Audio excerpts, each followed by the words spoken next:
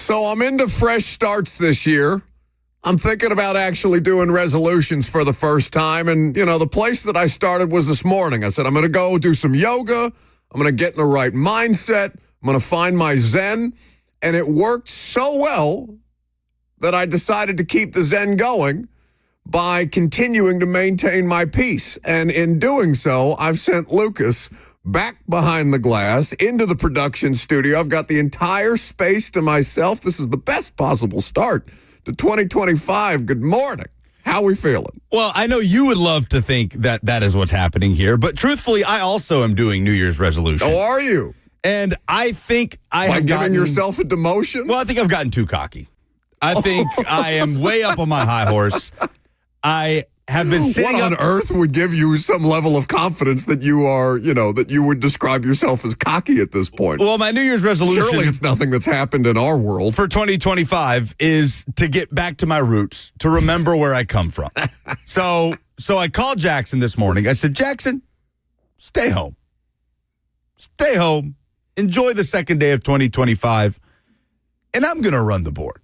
And we're going to see what happens. Because I want to get back to what made me in the first place.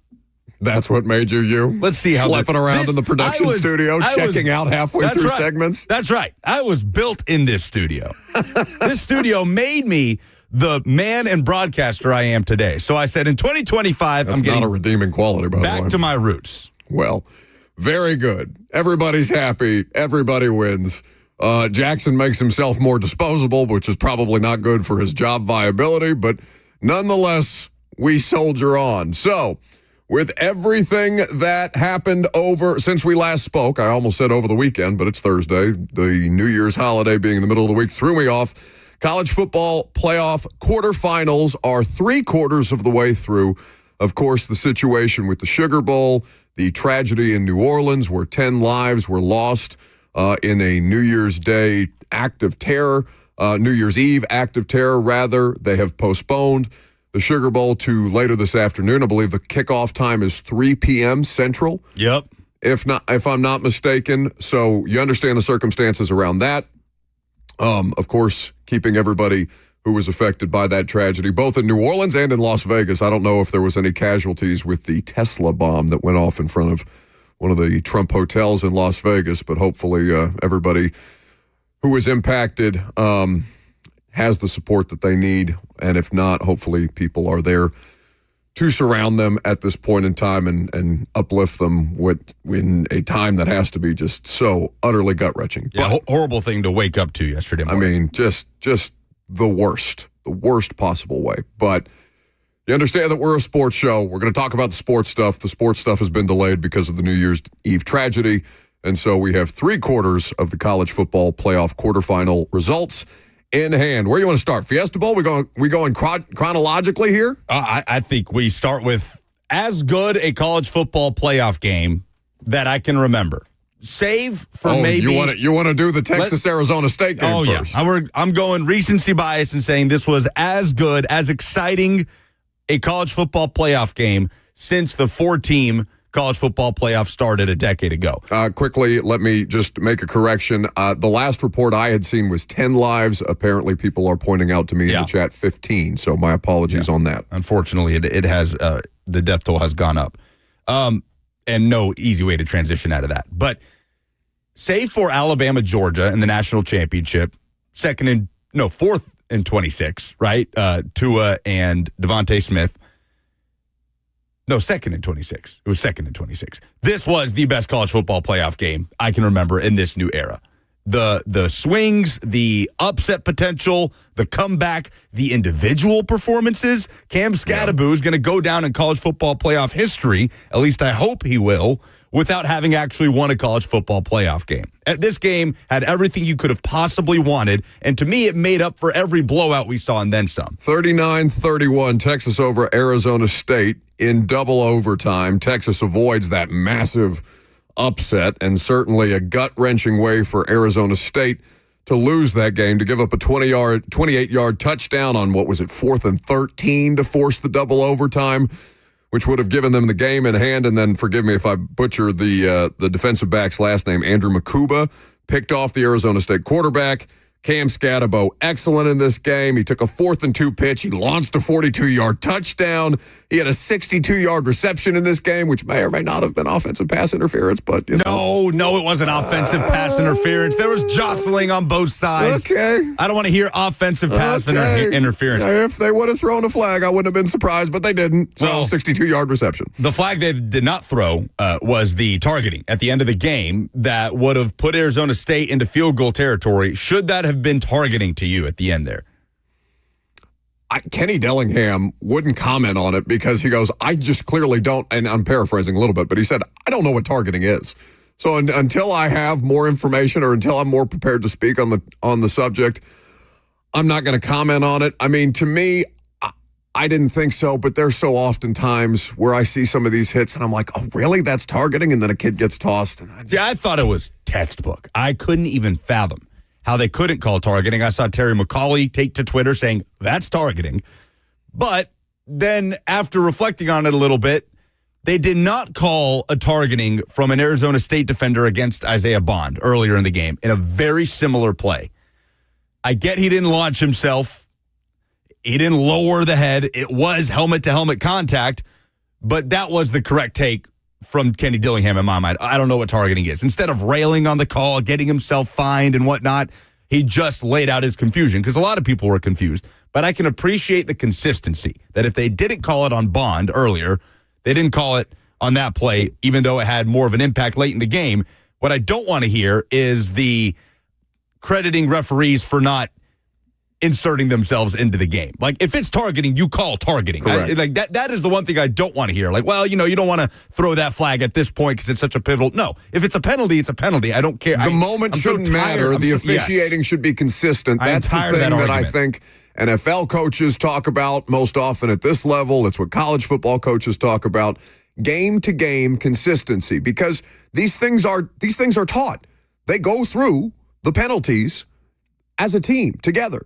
They try to coach, they try to teach based on what information, what tape is out there on what an official is going to call a certain penalty and what an official is not going to consider a penalty. Techniques are based off these kind of things. Tackling techniques, all these different kind of things that you talk about. So yes, game-to-game consistency is critical for the refs to have. And once again, we're dealing with a situation where there is a call or non-call that is being debated in the midst of an excellent game, but it does not distract from the excellence. I felt bad for Scatabo. I thought he did literally everything within his power. He's throwing up before the game. During the game. He's throwing up during the game. It is one of the most impressive individual performances that we've seen in college football this year, because I mentioned the 62-yard reception. He also had the 2-yard touchdown run and the 2-point conversion to give them the lead, or rather to tie it at 24 with 5 minutes left in that game, and then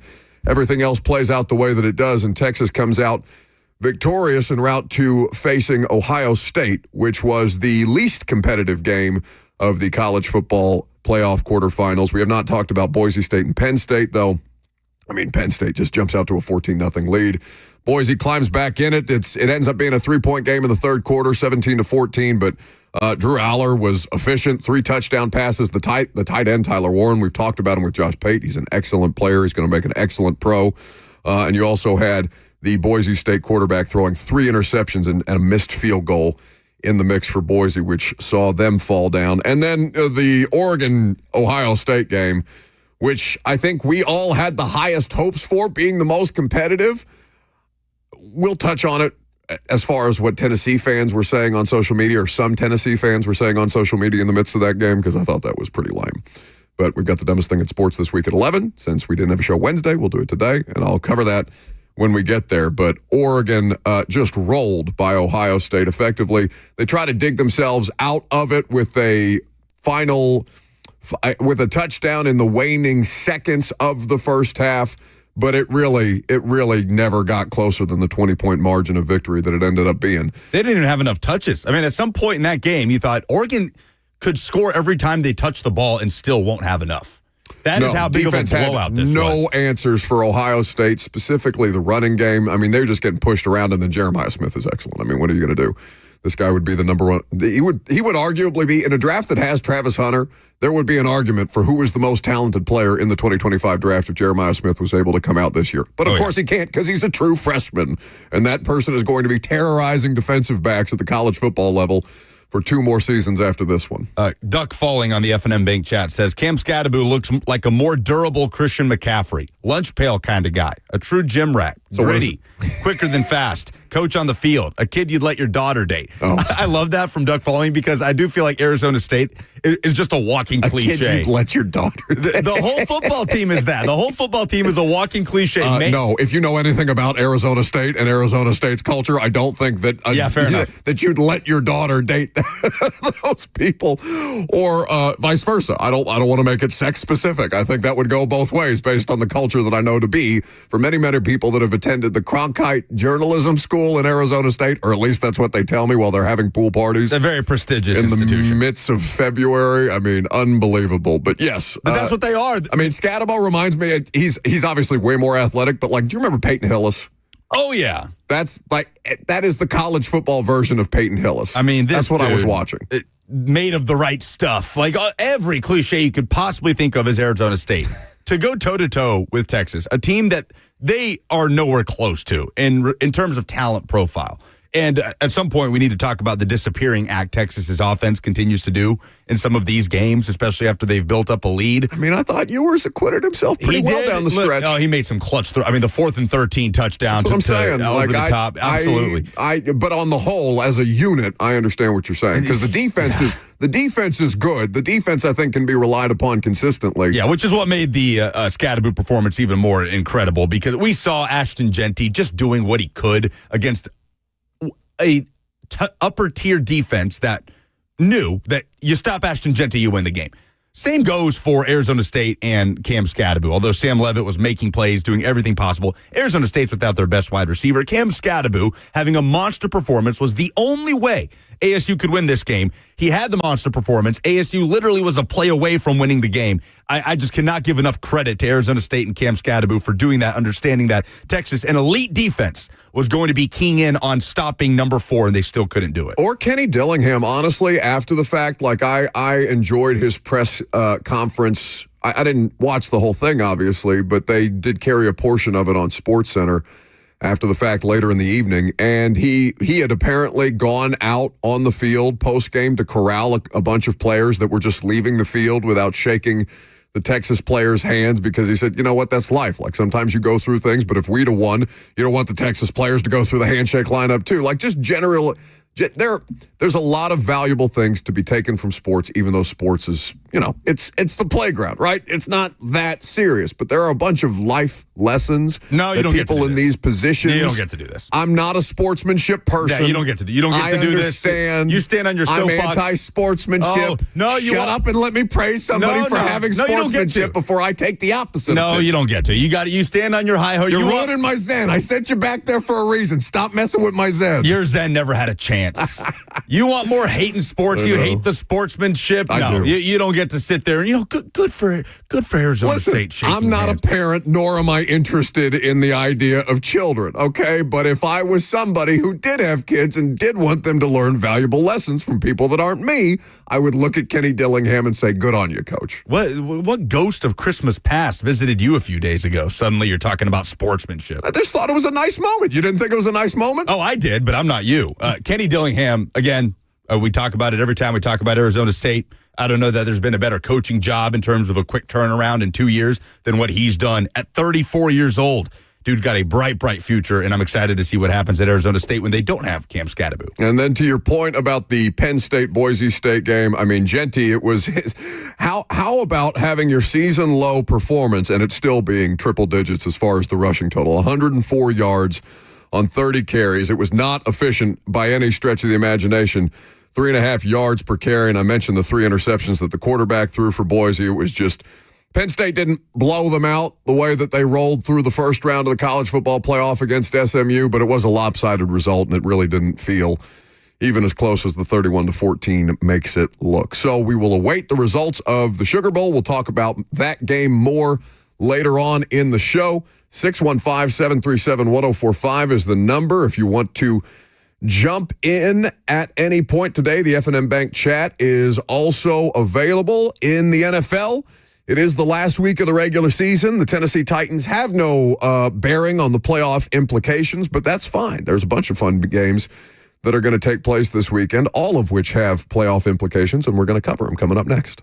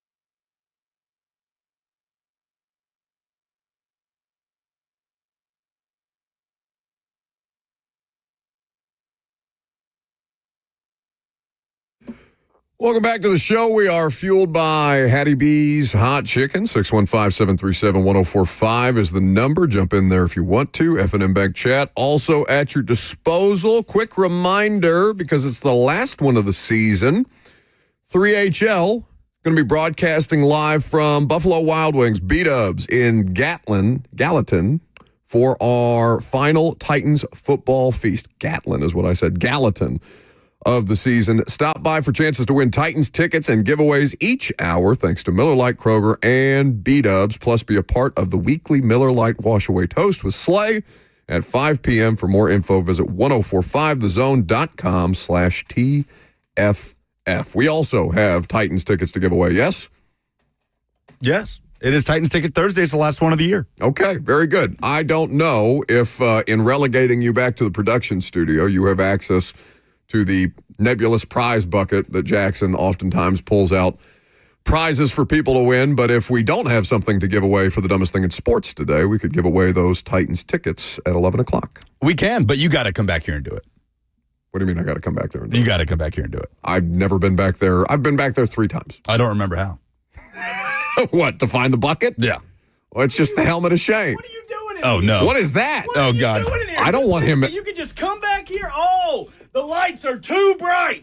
Lucas has got to come back here because you can't handle hosting anymore. I don't know how he got out of that closet. What are you doing? How did you break the... Okay. Come on, you get back in. All right, let me send Lucas Get back to the in shadows. Put your Shadows. headphones. Get out of there. That's a fight.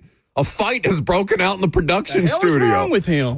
Bert just grabbed Lucas by the hair and flung him down. As if we're at a sorority party where 2 women have had too much to drink and start wailing on one another. What's happening? Why are you here? This is my microphone. This is my board. My machine. Don't send him in here. I'm having a lovely morning. This was my New Year's resolution. Come on. I was what finally going to get him out of here. I've been fighting against it for a year at this point. He even put the camera on himself in here. This is a no camera room. I thoroughly enjoyed him having the camera on himself. He's gotten used to being on camera now, by the way. He loves it. Look. He's very, he started picking out nice outfits to wear to work. Well, I said my New Year's resolution was to come down off my high horse. Give me more than one day.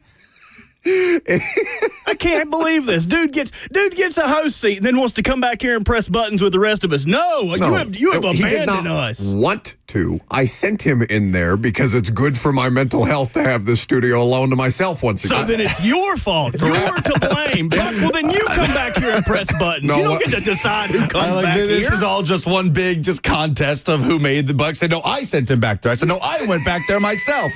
I locked You Robert. can't fire me. I quit. That's right. I locked Robert into a closet. I duct taped his wrists, and I came into the control room, and he broke free. I love that the radio audience on camera, those of them who also Makes no difference to them. Stream the primetime show on A to Z Sports are shocked by the fact that Robert Walsh has a shirt on because every time Bert's on camera for primetime, he is naked. Well, what can I say, guys? It's a different story at work. If I came in here butt naked like I do primetime, I would probably last about an hour and a half because no one's in this building until about 7:30. Also, he's got like one of those free Sports Illustrated starter jackets that they used to send you when you started your subscription. He's got a Ravens branded Sports Illustrated jacket Hey, on. I'll have you know Cheyenne's daddy gave me this for Christmas. Please, please, please be nice to that man because he could crush me between his legs like a watermelon.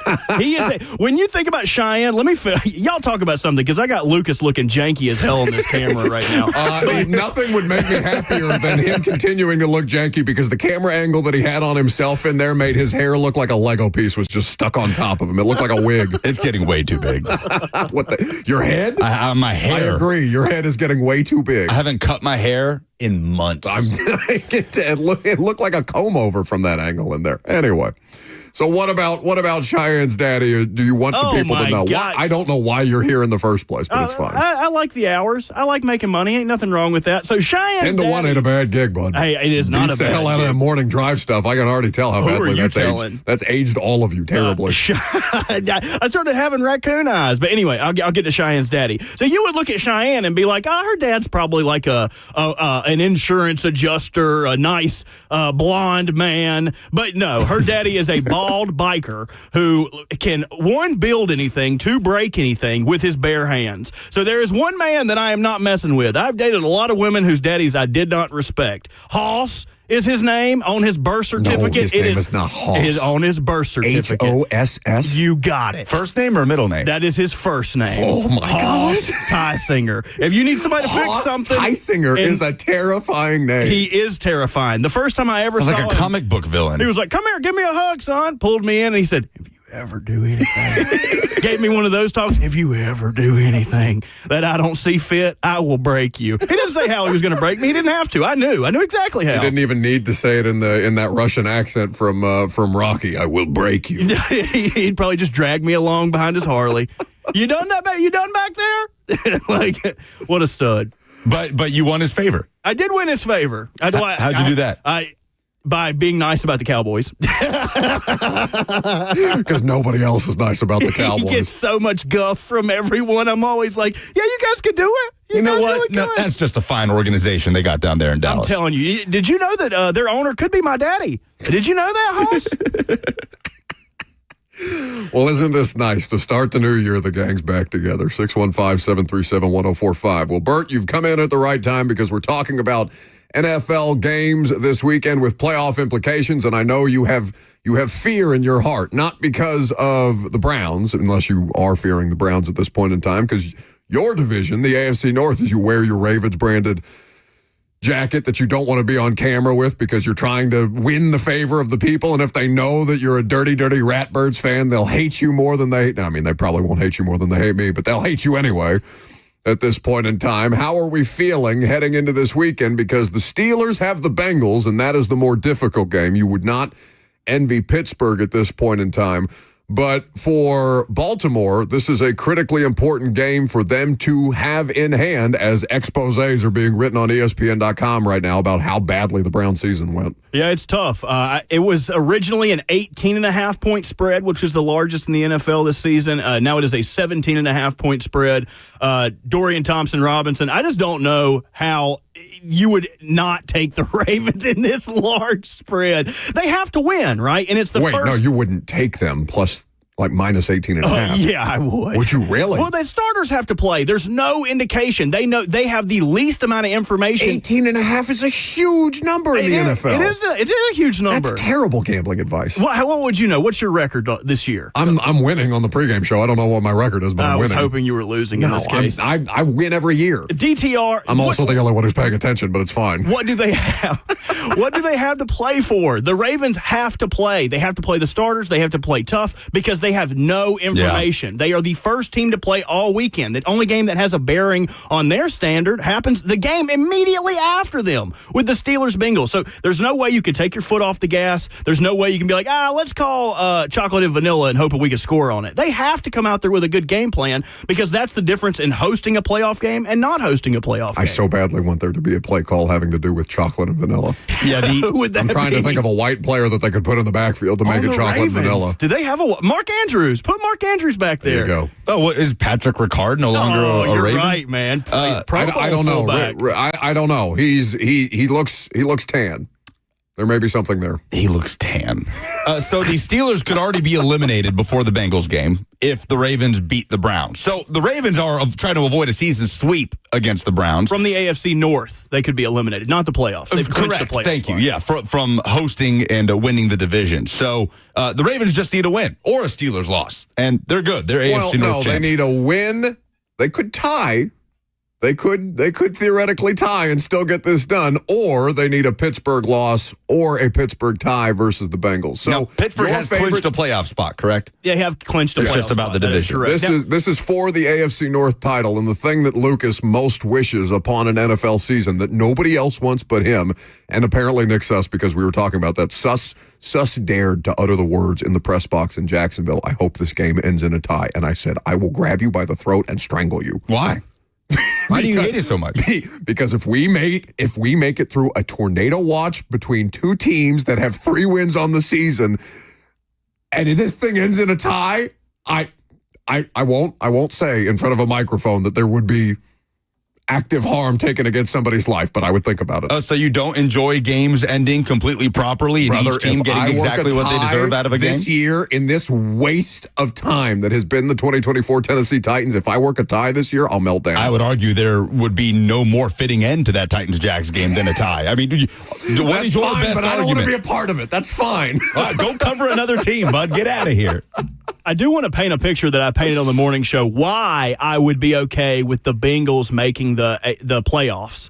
So if the Bengals did beat the Steelers this weekend and the Broncos and the Dolphins both lose, they would take the 7th seed in the playoffs, which would mean in the first round of the AFC playoffs, they would play the Buffalo Bills. They would go to Buffalo. It is a win-win for a Ravens fan for that game to happen. Either the Bills lose or the Bengals lose. Say the Bengals win. They go to Buffalo, take down Josh Allen. The following week, they would go to Burrowhead Stadium to take on the Chiefs, which is another win-win for the Ravens. Do they either do the heavy lifting and take the Chiefs out, or they lose and you don't have to see Joe Burrow? But in the instant that the Bengals do win, they would go the following week, say, this is all barring the Ravens also win their playoff matchups, they would have to go to Baltimore to play in the AFC Championship. This is the only conceivable path I see for the Ravens to host the AFC Championship. The Bengals need to win, obviously, and they need the Broncos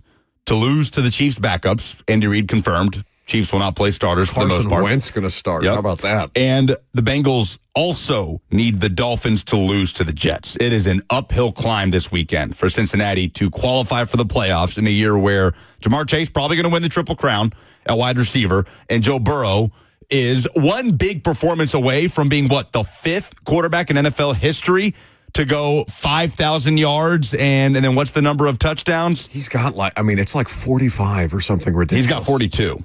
But he could make it to that mark. So, but it's an uphill climb, man. But that's the thing.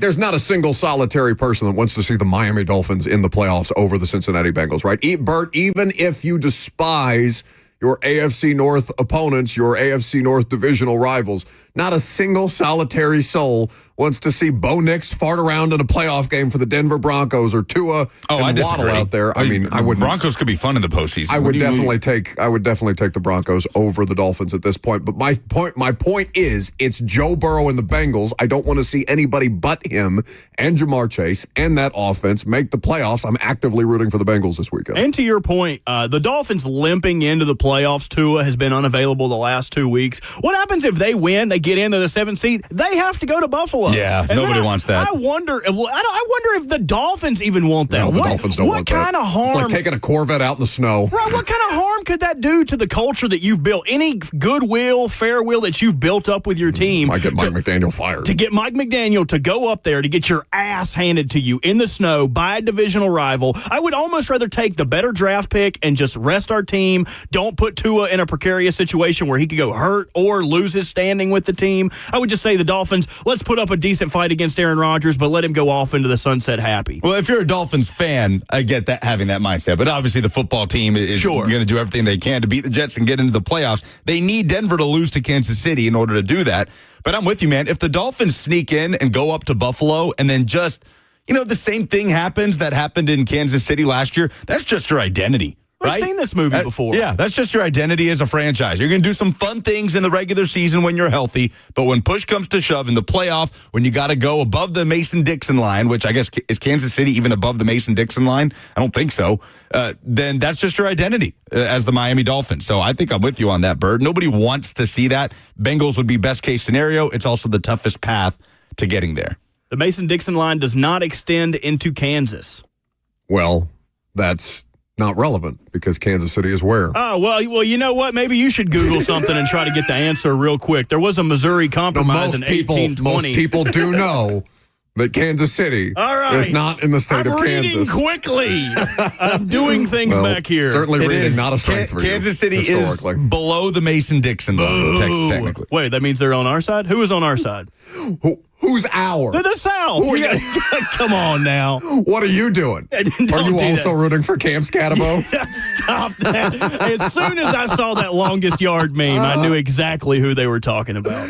Either way, the AFC playoff picture is going to be infinitely more compelling if the Cincinnati Bengals get in. So to the point of the games this weekend, Cincinnati needs a win plus a Denver loss versus the Chiefs. They need also a Miami loss or a tie against the New York Jets. For the Broncos, it's win and tie, or win or tie, or a Cincinnati loss or a tie at Pittsburgh, plus a Miami loss or a tie at the Jets. For the Dolphins, it is a win plus a Denver loss at Kansas City. So it is easiest for the Dolphins to make this happen here. But, of course, I think the vast majority of the football-consuming public would like to see Cincinnati and Joe Burrow in the mix. In the NFC, certainly for the NFC South, which I don't know if it's a good division, but it's a division that's got some teams competing at this point in time. They can clinch, the Bucs can clinch if they win versus the Saints, a bad Saints team this weekend, or if Atlanta loses or ties versus the Panthers. For the Falcons, it is a win plus a Tampa Bay loss versus the New Orleans Saints to get Michael Penix and company into the postseason. But everybody's focused on Sunday Night Football. Everybody wants to see the NFC North competitors square off between these two 14-win teams, the Lions and the Vikings. All each one has to do is win, and they get the division. Both teams are in the postseason at this point in time. But if the Lions clinch the number one seed or can clinch the number one seed and home field advantage, the Vikings can do the same. So this is a huge opportunity for both of these teams in domes to get this thing done. So the loser of that game will be the highest seeded wild card team in the NFC. Yeah. And would go to Philly, correct? Yes. Man, that tough spot for the Eagles. No matter what, you're playing either Minnesota or Detroit. Yeah, you don't want to see either of them. In the wild card round. That is brutal. That is an interesting conversation. And I guess we can, well, no, this is the week to have it because after this week, it'll be decided. Who would you rather see if you're Philadelphia? Detroit.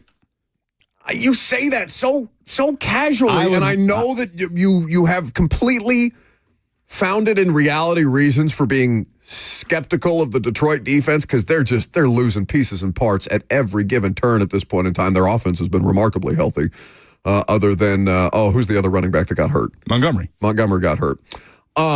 Which apparently he could come back for the postseason. That is correct. At what point in the postseason? I think it would be the Super Bowl is what they were saying. Okay. Gotcha.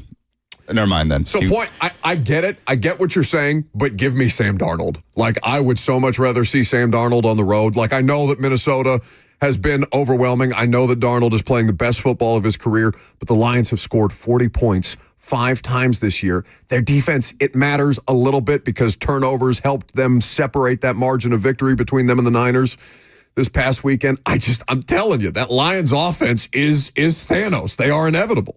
It would be the first meeting, no matter who they play. The Eagles have not played. They have played neither the Lions nor the Vikings this season. At home, give me the defense that can't make a stop, man. That's where I'm at with Saquon Barkley and the way that he's playing. By the way, did you see he is not going to play on Sunday? That's got to be such a hard decision. He said he wanted to play, and it is a team decision that he will not play. So playoff wins matter more than the record, but this is just the 99th percentile. Like, he's never going to really have another shot at this, realistically. I get it, though. The risk, and the Eagles are getting a lot of criticism for this, by the way, especially with how they shouldn't. With how much they ran him. It's the right decision. Last Sunday. They gave him, Robert, you were pointing out to me the amount of carries Saquon Barkley has had this season and how it has smashed a career high. They clearly went out of their way to get him over 2,000 yards and get him on the cusp of Eric Dickerson's record last week. And now they're saying they're going to sit him, but I don't mind it. They're getting a lot of flack for it, and I get Saquon wants to do it, but I do not mind. Think about, it's so easy for us to sit here and slam the Eagles. How can you not let them try to break the record? It is with an extra game. But to look at you diminishing the record that he won't break. But to Eric Dickerson's happy, by the way. Oh, hell yeah, he was rooting against it. But can you imagine if he were to get hurt in that game? Just how much that would flip around on the Eagles, on how foolish an organization to roll him out there just for a record in a game that has no playoff implications. You as an organization have to take that responsibility into your own hands and be like, listen, I know this is really important to you, but we have bigger goals here as a team. And it's a team sport. It's the ultimate team sport. This is an individual accomplishment. Again, I know how hard. I don't know who's speaking to him at this point. If it's, I assume it's not Sirianni because Sirianni's an unserious human being and would probably be like, yeah, get out there, go get a bud, and cuss out Zach Ertz on the way off the field after he's played the Commanders or whatever the hell he's doing. But somebody in that building, be it Jeffrey Lurie, be it Howie Roseman, hey, we're going to the Super Bowl. We think we got a shot here. Let's get this done. Let's have you as available as humanly possible. Let's not even allow for the percentage chance that, God forbid, something might happen to you en route to trying to get this record, because while it is important and it would go down in the history books, so does the Super Bowl, and people remember the Super Bowls just as much, arguably more than they do the individual accomplishments. 615-737-1045 is the number. Do you have observations? I do. It's been an interesting bowl season for the old SEC. We'll find out next.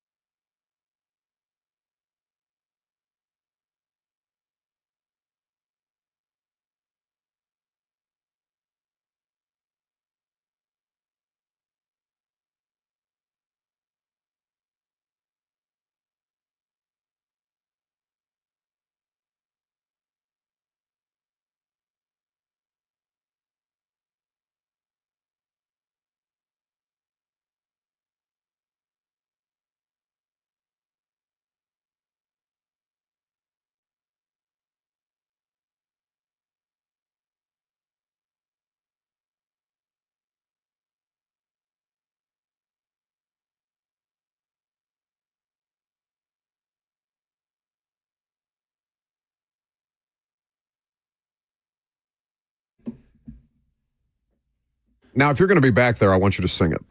Like Acapella? I have to do it every time. Yeah, next time. If you're going to, for whatever reason, I don't know why you're here, but if you're going to be here, you're going to sing it. And I'll beatbox.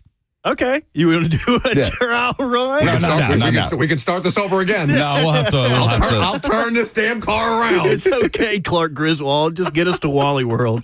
We'll work on it, but I think it'd be better if it's. I think we should rehearse it a couple times. Okay. So, all right, not a great bowl season for the SEC, particularly the teams that were tweeting and yelling about how they deserve to be in the college football playoff. Oof, 3 teams that we'll focus on here. And tomorrow is the SEC stat of the day. So we'll take a more wholesale look at how the conference did in bowl season, with Georgia set to play this afternoon.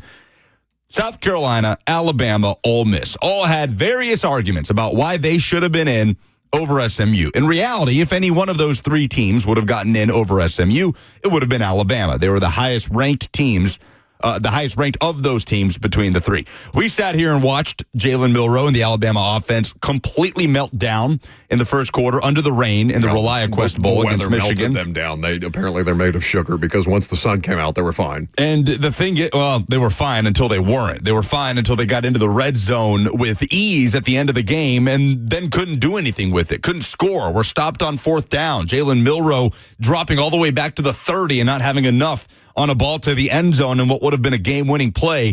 Michigan beats Alabama on the first day of 2024 in the college football playoff and on the final day of 2024 under very different circumstances, this time in the artist formerly known as the Outback Bowl. I refuse to call it what its current name is because I think it's an absolute abomination that the bowl game changed from the Outback Bowl when we had... like my refusal to call Twitter X? Yes, I also refuse to do that.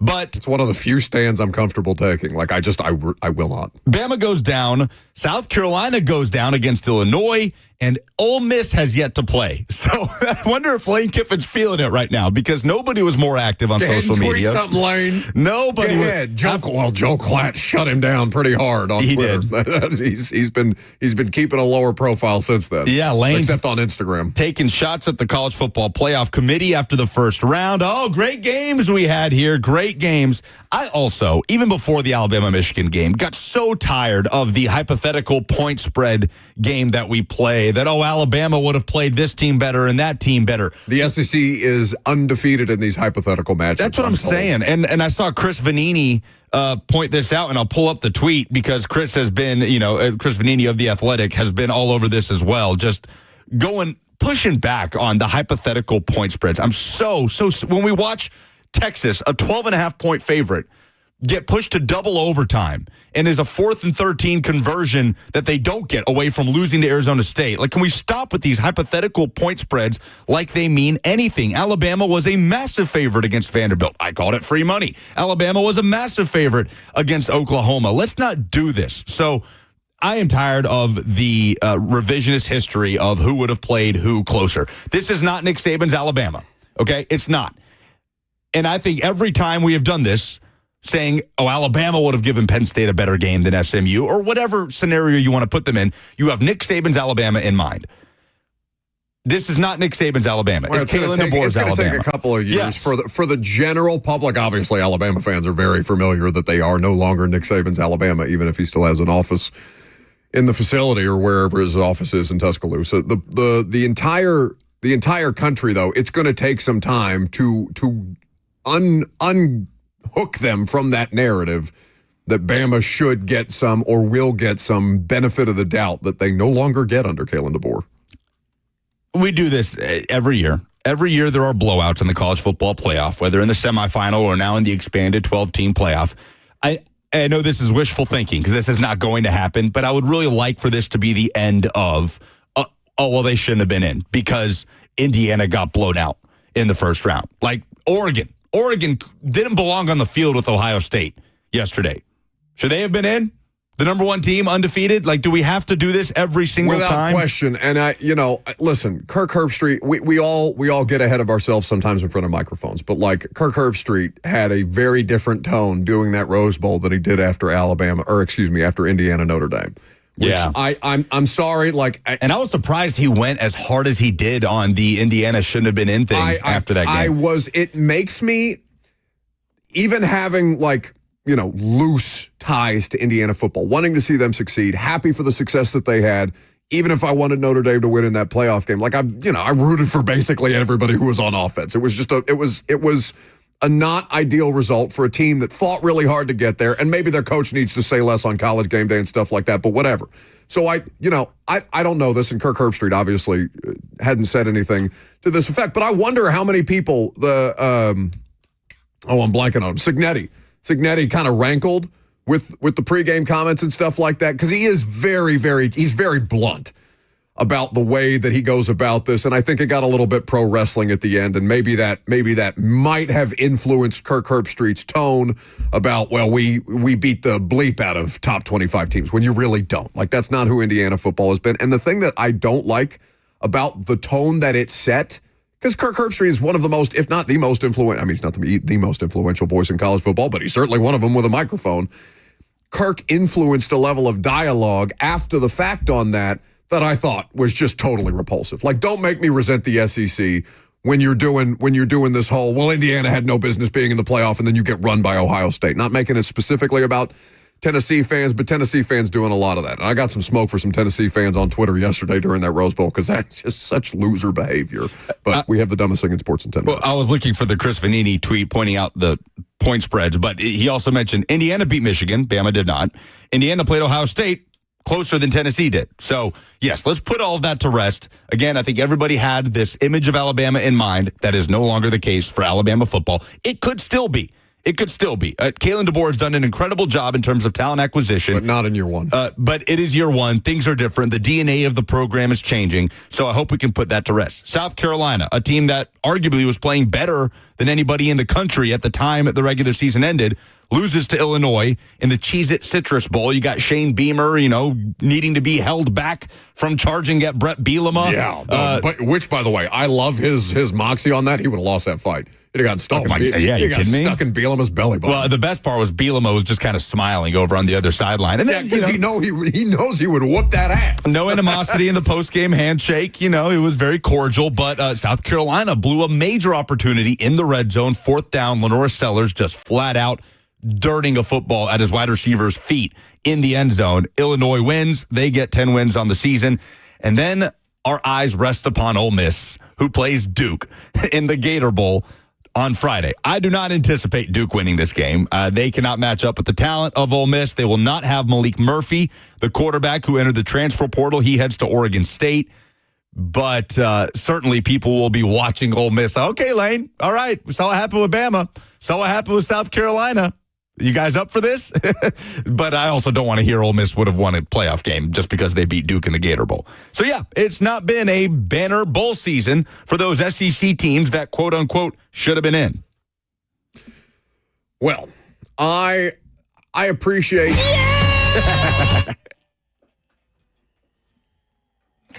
That was rotten what you just did to me. Sing it, damn it. In 14 days... Oh, my God, he hit the same pitch. 40 bowls in 14 days.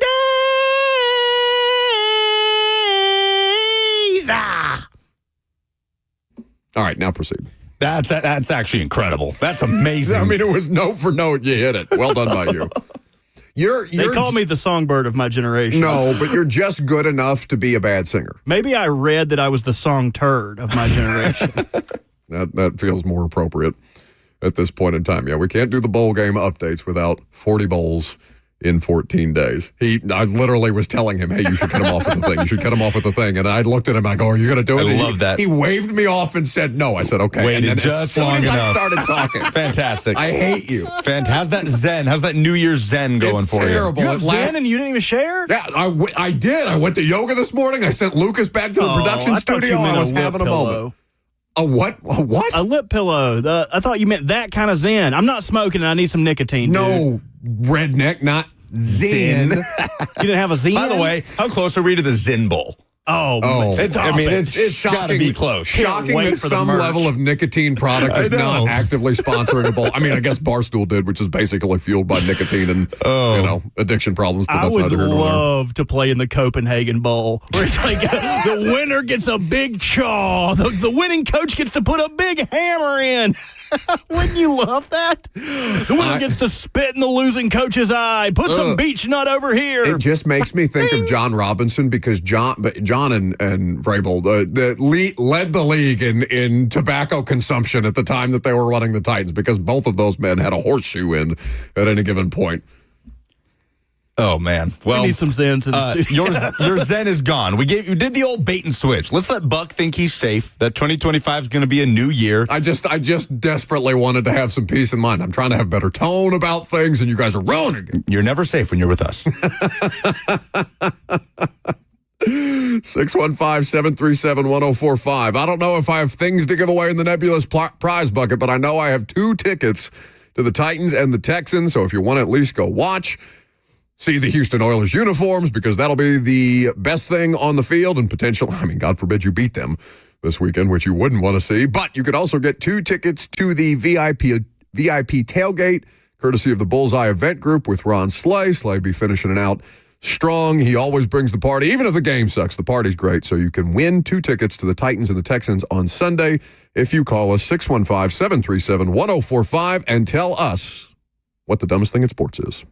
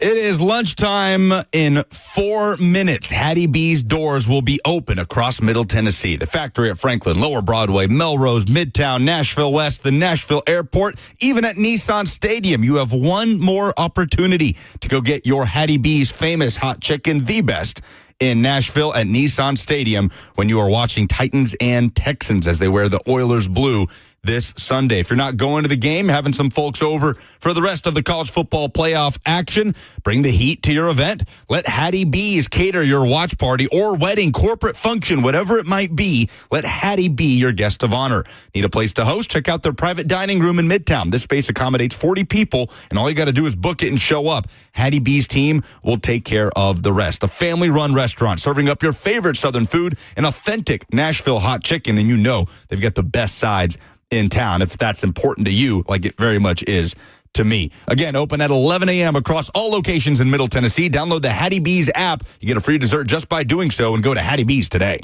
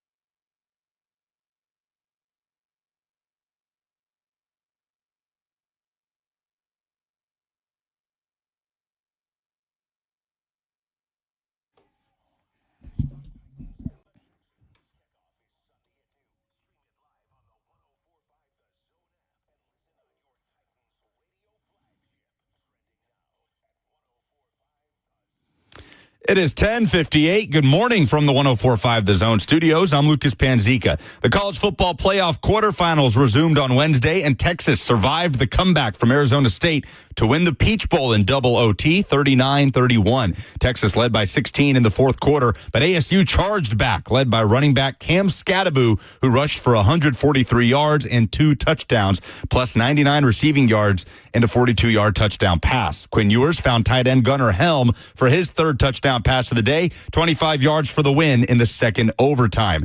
Texas will move on and face Ohio State, who continued its tear with the 41-21 win over Oregon in the Rose Bowl. Texas and OSU will face off in the semifinal. Georgia and Notre Dame kick off at 3 p.m. today in the Sugar Bowl in a game that was postponed due to the terror attack in New Orleans. The winner will move on to play Penn State in the semifinal. Titans finish out the regular season Sunday at home against the Houston Texans, wearing the Oilers blue at Nissan Stadium. Pro Bowl rosters came out today. No Titans Titans players were named as starters, though Jeffrey Simmons, Tony Pollard, Amani Hooker, and Ryan Stonehouse were named alternates. For all your foundation repairs and waterproofing needs, visit USSTN.com. Breaking news at once on your home for the Titans and Vols. This is 104.5 The Zone.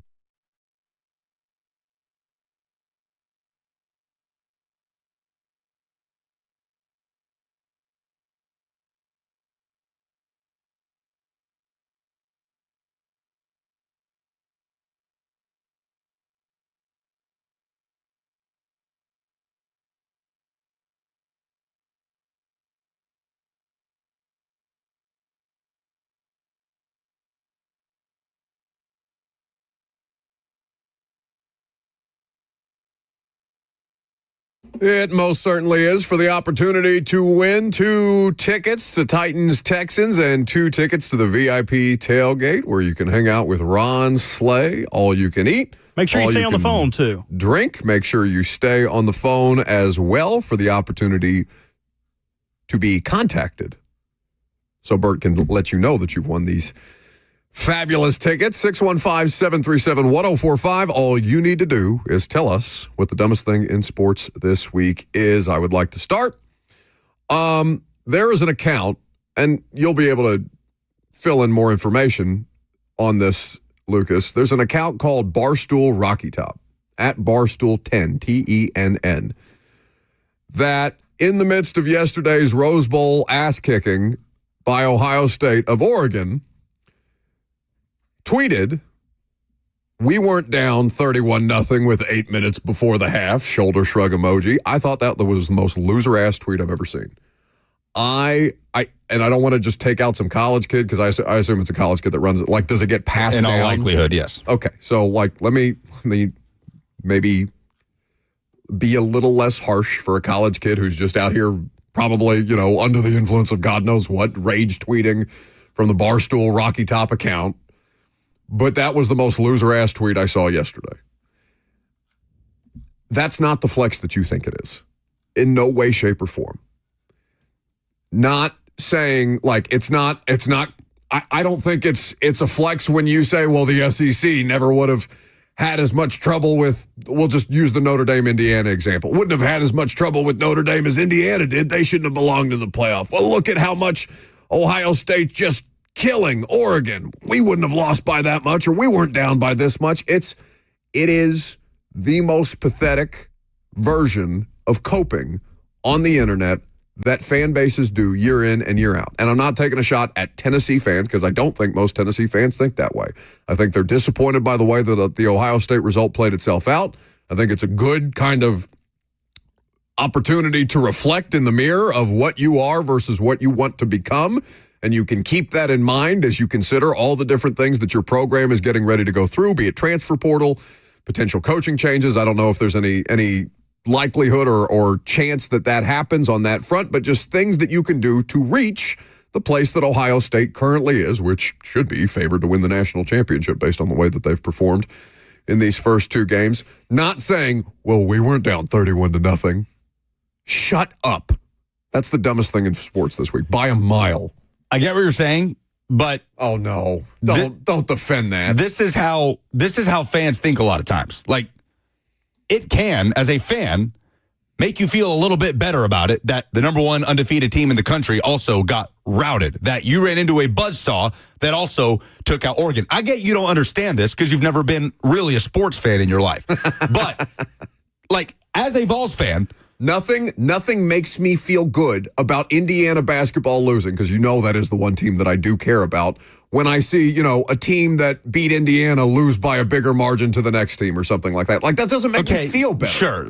Totally different set of circumstances, different context. Like, as a sports fan, as a Tennessee fan, the loss was crushing. It felt like you were never in that game. Felt like there was a massive gap. No, you weren't. Same thing as Oregon. Yeah, it was human nature for me to watch Ohio State just roll that into the Rose Bowl, do the exact same thing against the team that we thought to be the best team in the country all year long, and feel a little bit better about it. Okay, maybe, Tennessee has its flaws. Yes, Tennessee needs to close that gap because we saw it happen to an extent, not that severe, but against Georgia as well.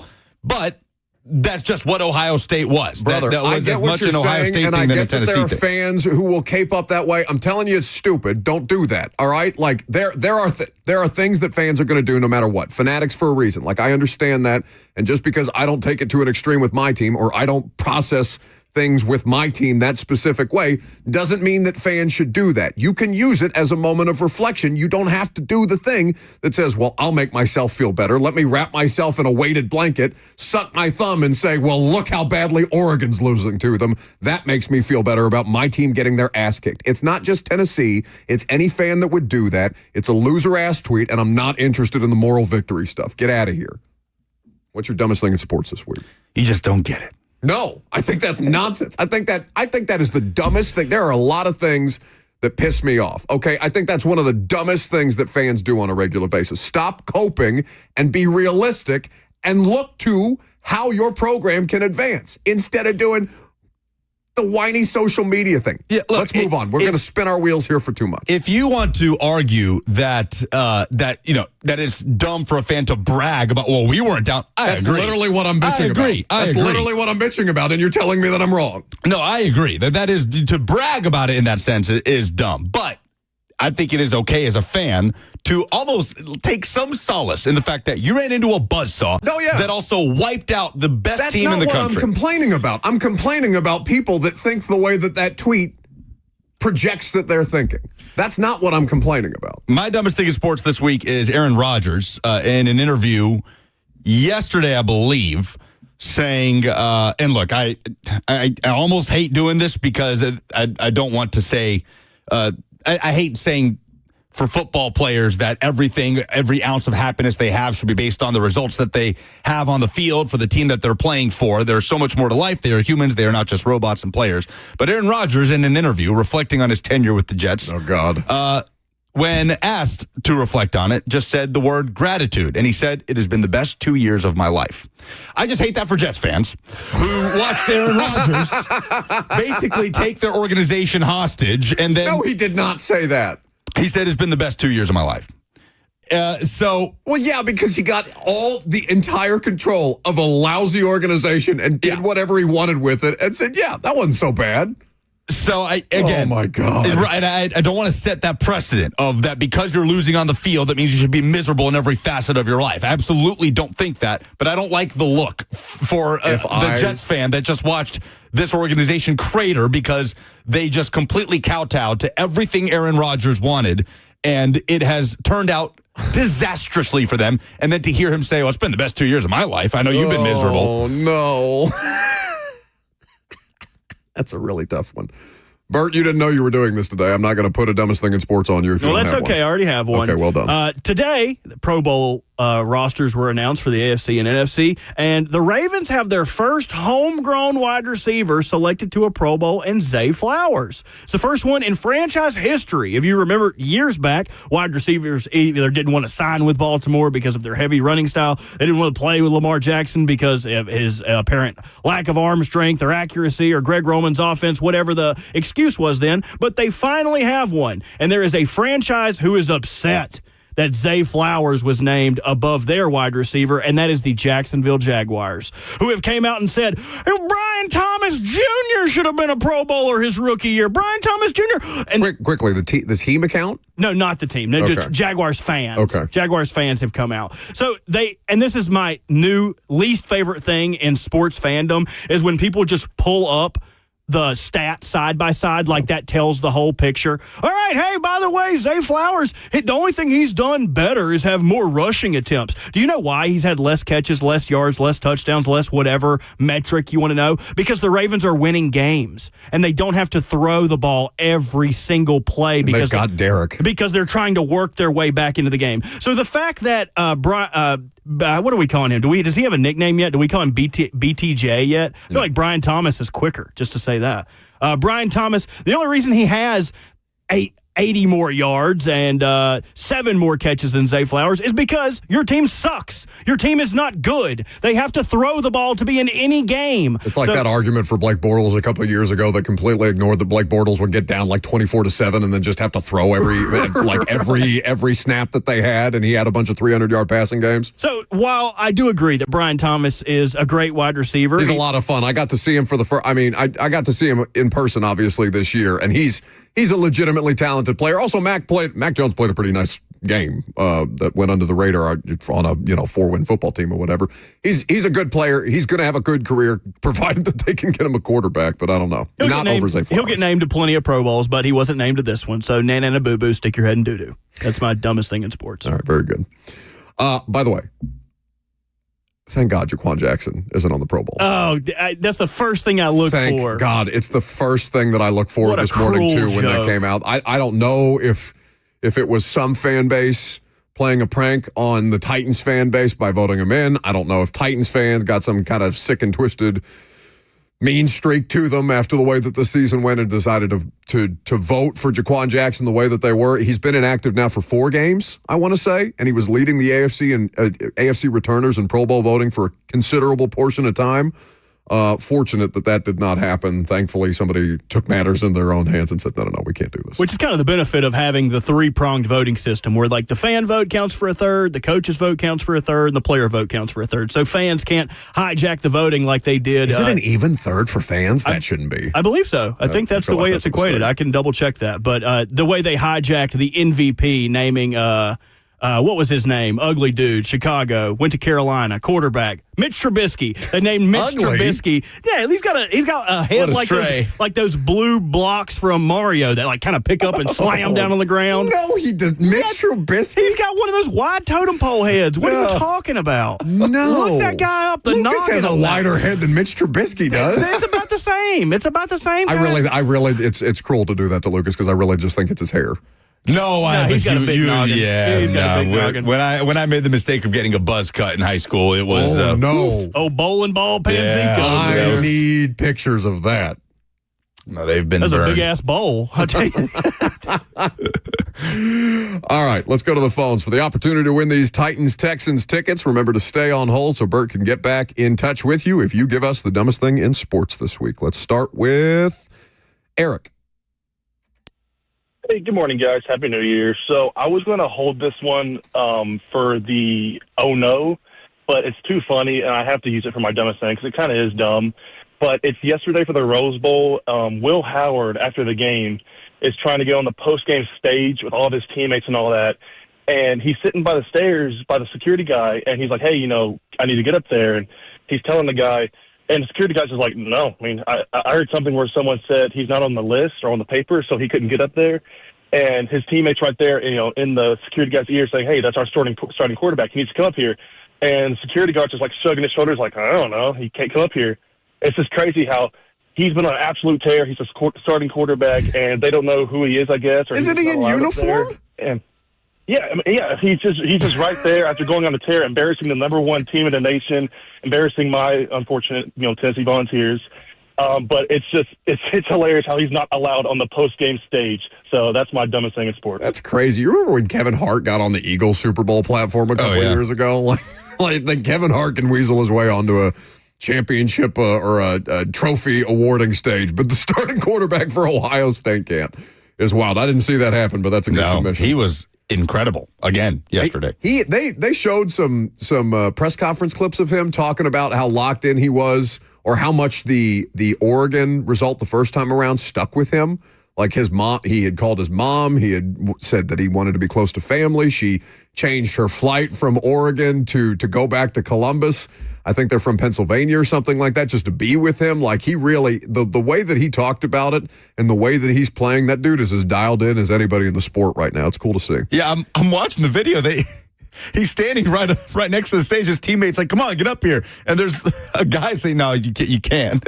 I don't know if they were at capacity or if it was, I don't know. That was insane. He's the starting quarterback. Get somebody off the stage and put him on the stage. All right, let's go to Ian in Watertown.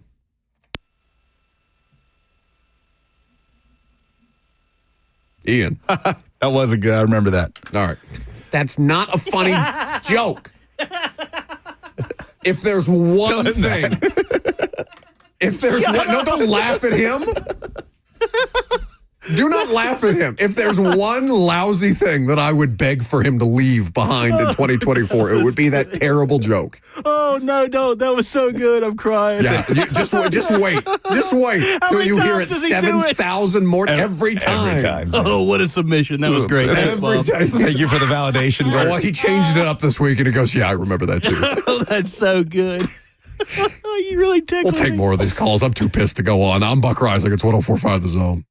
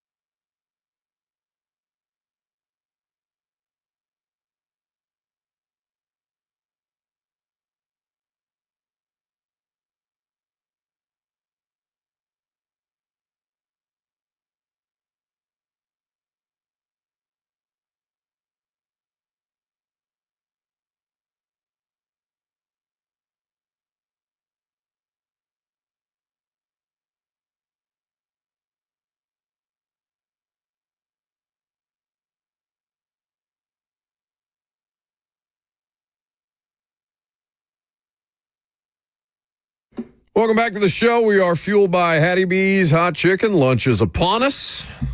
Consider the best hot chicken in anywhere. Not just in Middle Tennessee, but they have several Middle Tennessee locations for you to go get some Hattie B's today. Sandwich, tenders, whole wings, or otherwise. Any of their fantastic sides. You can also mobile order via the Hattie B's app, and if it's your first time, you get a free dessert. No better way to start the new year than with some Hattie B's. Dumbest thing in sports this week, 615-737-1045 for the opportunity to win some Titans tickets. So far, we only have one submission because Ian, even though Lucas agreed with him, vehemently agreed with him, Ian did not have a submission. So we will continue on with Andrew. Hey, Buck. How you doing? Good. Glad to be here. Hey, thanks for taking my call. Dumbest thing in sports this week has got to be Dan Campbell. I know, shocker, right? Dan Campbell in his halftime interview states, we got to score more points when we have the opportunities in the red zone, right after deciding to go for it on fourth down and not kick a field goal. I give him the pass. He's Dan Campbell, but come on, man.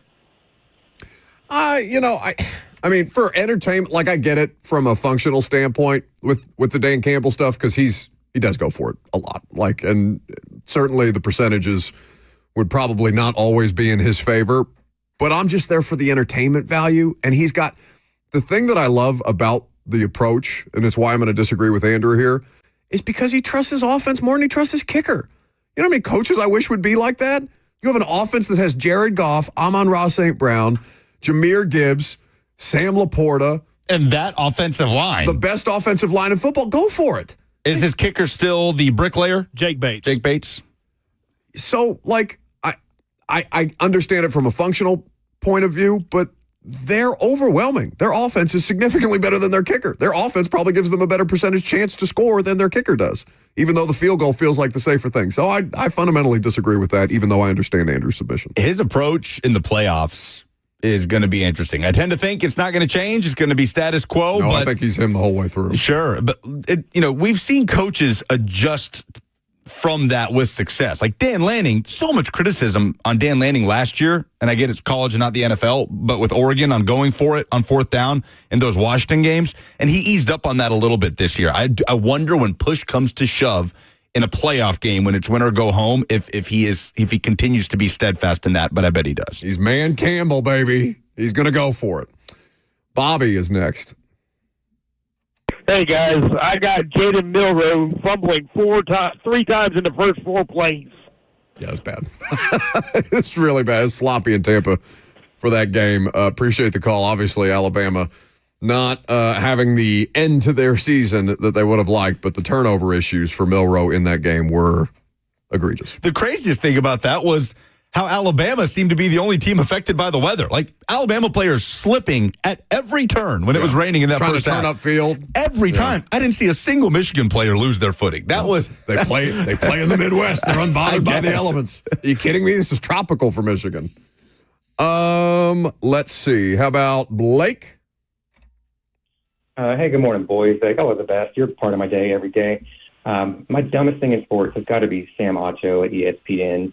He said during the halftime report for the Vandy Georgia Tech game last week that he was really surprised that Diego Pavia came out in the first half with so much passion and energy. And I'm not a Vandy fan, and you don't have to be to know how Pavia plays. Sam Acho, do an ounce of homework before saying dumb stuff like that. You're the dumbest thing in sports. Thanks, boys. I didn't hear this, but I agree a million times over. It feels like every time he's doing like a report or Acho specifically? Yes, it's like he's doing not the one that's on Fox, the one that's on ESPN. Correct. Or no, I think they're one and the same, right? Emmanuel Acho, same guy. There's not two Achos. Sam Acho is on ESPN. Emmanuel Acho is on Fox. Oh, I was thinking about Emmanuel Acho. They're brothers. Oh, well, Emmanuel Acho, we are tired of your spoken word poems when talking about sports. We know you know big words. No one is thinking you're dumb. Just talk. Stop singing these daggum poems to us and just talk to us like a regular person. No one thinks you're dumb. We all know you're smart. You're not gonna pay a shred of attention to the two black men you just mixed up? No, well, I was assuming it was the Acho I hated, not the Acho that I talked. I'm so happy that you just thought Sam and Emmanuel Acho were the same person, like flipping back and forth between ESPN and Fox. I did not think. Honestly, I've never heard a single thing Sam Acho's ever had to say, to be honest with you. I don't. I have seen him on television. I just don't ever think I have the sound up on television when he's talking. Didn't Slay piss him off because he did the horns down thing at SEC Media Days a couple years ago? Yeah, he took issue with that. Which makes me, I don't know him personally, but that makes me dislike him if he's going to take actual issue with somebody, with Ron Slay doing horns down. Yeah, they played together at Texas, the two Achos. Oh my God! All right, Doug is going to be the last submission before we move on and talk about things of substance. Hey, Doug. Hey, Buck. Mine's got to be the targeting rule in college football. Yeah. I mean, if they're not going to call that on Texas yesterday against Arizona State, just get rid of the rule because that was targeting. Yeah, I agree. All right, I'm between Eric and Doug. Eric, who had Will Howard, the Ohio State quarterback, not allowed by security on the Rose Bowl stage after winning, dominating, or Doug saying the targeting rule that was not called yesterday when most people would probably side on the part of that being targeting. I like Eric's. The starting quarterback of the team that's a tough one. Just won the Rose Bowl to move on to the semifinals. You literally just watched him not out being there on allowed. the field and the security guard not having the presence of mind to be like, on the stage? Come on. You gotta slide him a 20 like a bouncer at a club? Unbelievable. All right, congratulations to Eric. Thank you all for participating. 11 o'clock normally on Wednesdays is when we do the dumbest thing in sports. So Eric will get to see the Titans and the Texans and most importantly attend the tailgate with Ron Slay on Sunday, the last home game for the Tennessee Titans this season. All right, let's keep it with the college football playoffs since we talked about Ohio State a little bit this morning. And I kept trying to reel Lucas back off of this because we had a whole segment built out specifically about the idea of Ohio State and Oregon, the result of it. As a Vols fan, which the vast majority of you within the sound of our voices are, does it make you feel better to see the result of Oregon against Ohio State, to understand that Ohio State right now, unless they're playing Michigan, is just an unholy terror, and that most teams in college football, if not every other team in college football, would probably lose that way to Ohio State when they're playing at this high of a level? My contention was not with the idea of does it make you feel better about it, but the way in which some people on the internet were coping about it.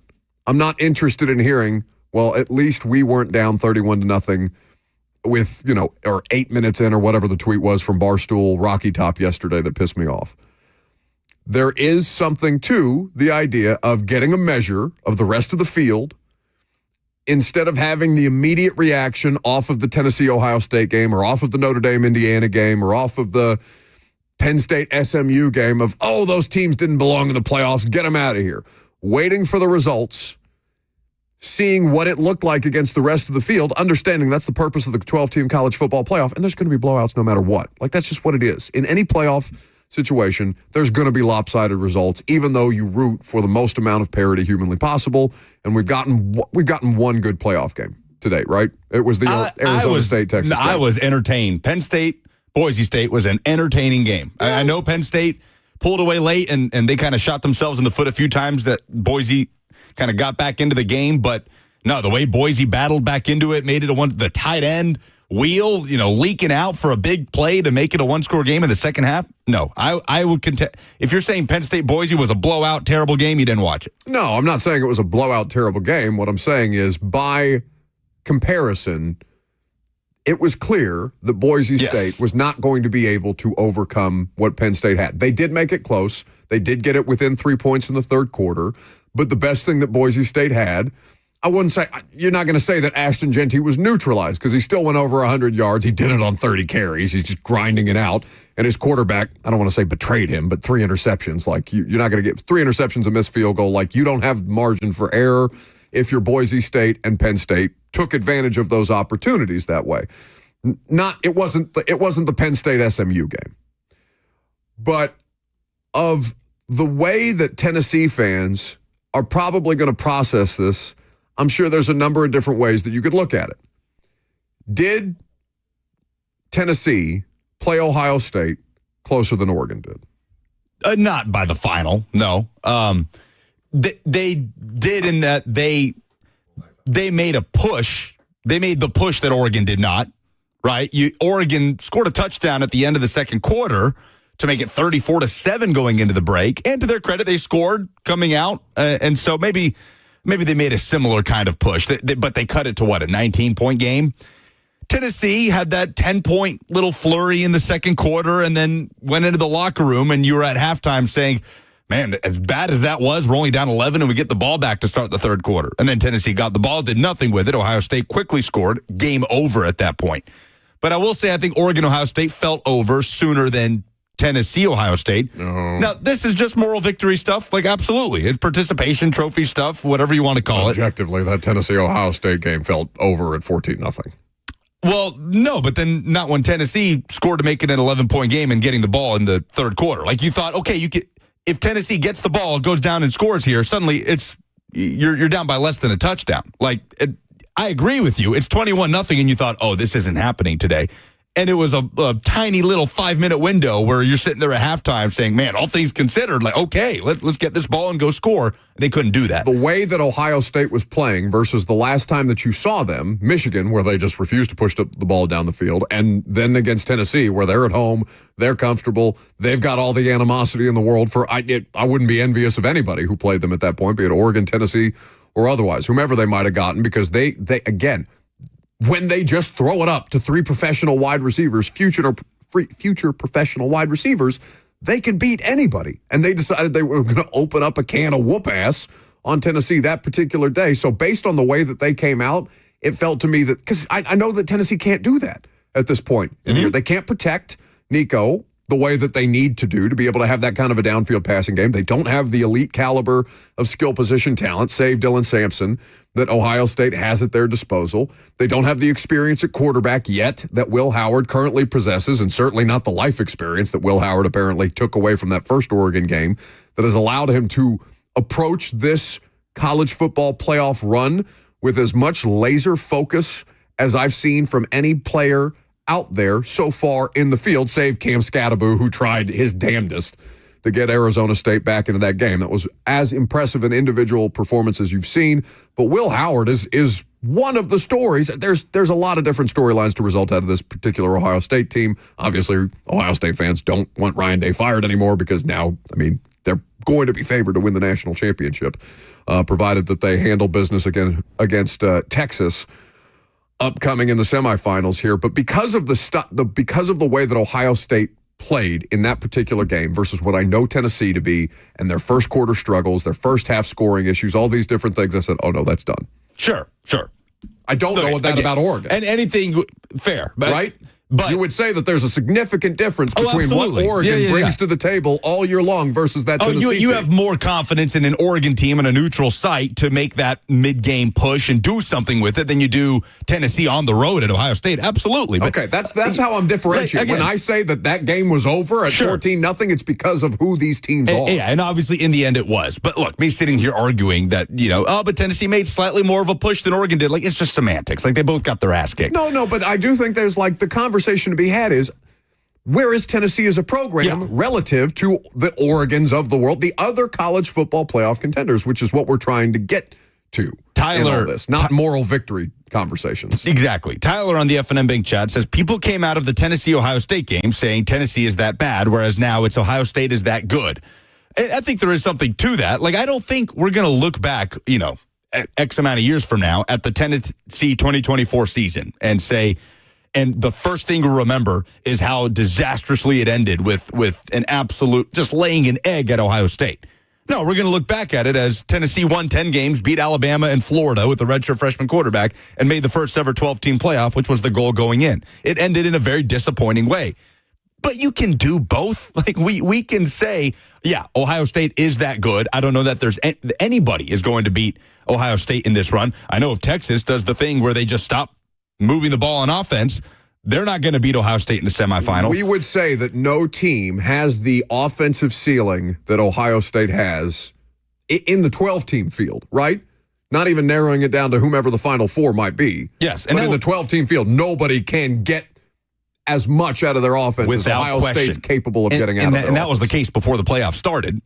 It was just, will they tap into it? And by the way, this is why Ohio State fans have been so infuriated with Ryan Day and how they ended the season, right? Like, okay, yes, there it is. Yeah. That's what they've been looking for all year as the most, on paper, most talented team in the country, without question, the most talented offense in the country. It is so weird because they seem to turtle against Michigan in ways that are inexplicable, even when they know they have the more talented athletes. Like, they're just not willing to get them. Or they in those moments, it feels to me like Ryan Day is coaching not to lose as opposed to going out there and taking victory from the opponent. And by the way, and we pointed this out in the lead up to Tennessee, Ohio State, but the last time they had an embarrassing loss at home against Michigan and against a far better Michigan team, they responded by turning around. C.J. Stroud had the best performance of his college career, and they came within a field goal of beating Georgia and winning the national title because they would have played TCU in the national championship.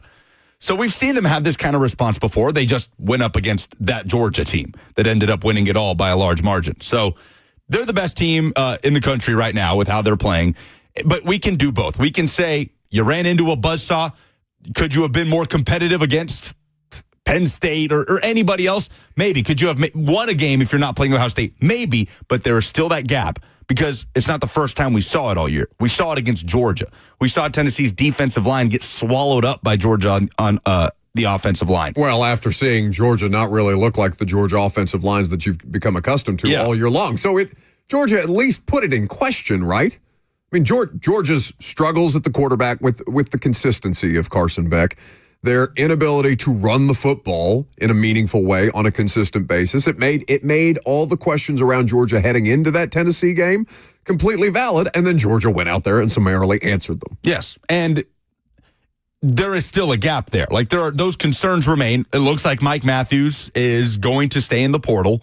Tennessee's got trouble at wide receiver that they have got to figure out. There are a lot of talent acquisition questions that are going to be asked of Josh Heupel this offseason as Nico Iamaleava needs a wide receiver stable now. I mean, there's a lot to be done in terms of the roster. Well, that's the thing that was the most apparent to me in that Rose Bowl yesterday, and I'm sure Herb Street pointed it out several times. But on some of these dropbacks for Dylan Gabriel, there's just nobody open. Exactly. Yeah. Like that's the thing. The protection would hold up, and the coverage was just immaculate against those Oregon wide receivers. I don't know the talent profile of Oregon skill guys off the top of my head. I'm sure there will be some guys who are sniffing around draft eligibility and stuff like that. Oh, wide receiver? Yeah. Oh, Tez Johnson was unbelievable in the Big Ten championship game. Evan Stewart, first round talent at wide receiver without the Texas A&M transfer. No, they've been lighting it up all season. So without being, I'm trying to figure out the way to phrase this the best possible way. It's not necessarily, do you have just talent alone? Like, because Oregon is a talented football team. There's no question Dan Lanning has done the kind of things that Ryan Day has done to improve the talent profile, improve the recruiting, improve their roster through the transfer portal, maximize the abilities of their team that Ryan Day and many of these other coaches and programs rather have done to get the best possible talent in the building. The point is, can you prove it on any given Saturday, for lack of a better term, or in this case, Wednesday or Thursday, or Tuesday or Wednesday? Can you do this in any one given game the way that Ohio State has consistently shown that they are capable of doing? Oregon fell short of the moment. And there's probably any number of reasons why that's the case. Ohio State has proven that they have been there before. They have experience. I know Dylan Gabriel's played a lot of college football.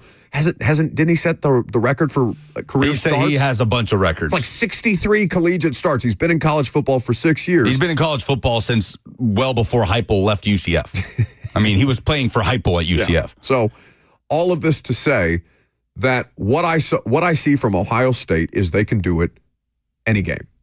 That they chose not to do it in the Michigan game is the most perplexing part of Ohio State's season. Tennessee and programs competing, not just for college football playoff berths, but for a national championship, have to get to the point where they can turn it on, where where those questions can be out there, but they can answer them when tested.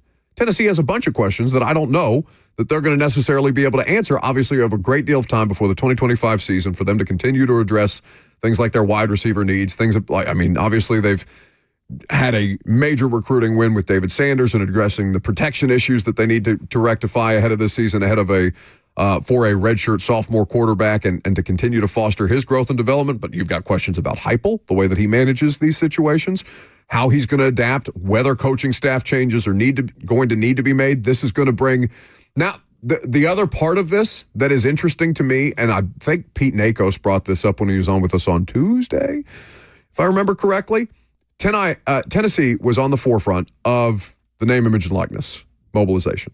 They had this ready to go. They were ahead of the curve. Now the rest of the sport has found ways to catch up to them. So now that the playing field has become more level, how are you going to continue to improve upon those things? Is that a fair assessment of where Tennessee is at right now with their roster building mobility at this time? Yes, Tennessee was a very good team in 2024. Like, Tennessee was a college football playoff worthy team in 2024, without question. Not at the level of Ohio State. There might not be a single team in the country at the level of Ohio State. We'll see over the next couple weeks. That can be true. And it's also true that the best programs in college football are the best programs because of how they continue to ascend and restock and reload in terms of talent. Plenty of teams can have a spike, a 2 to 3 year spike, a 1 year spike like a Florida State. But it's sustaining. That's the hardest thing to do.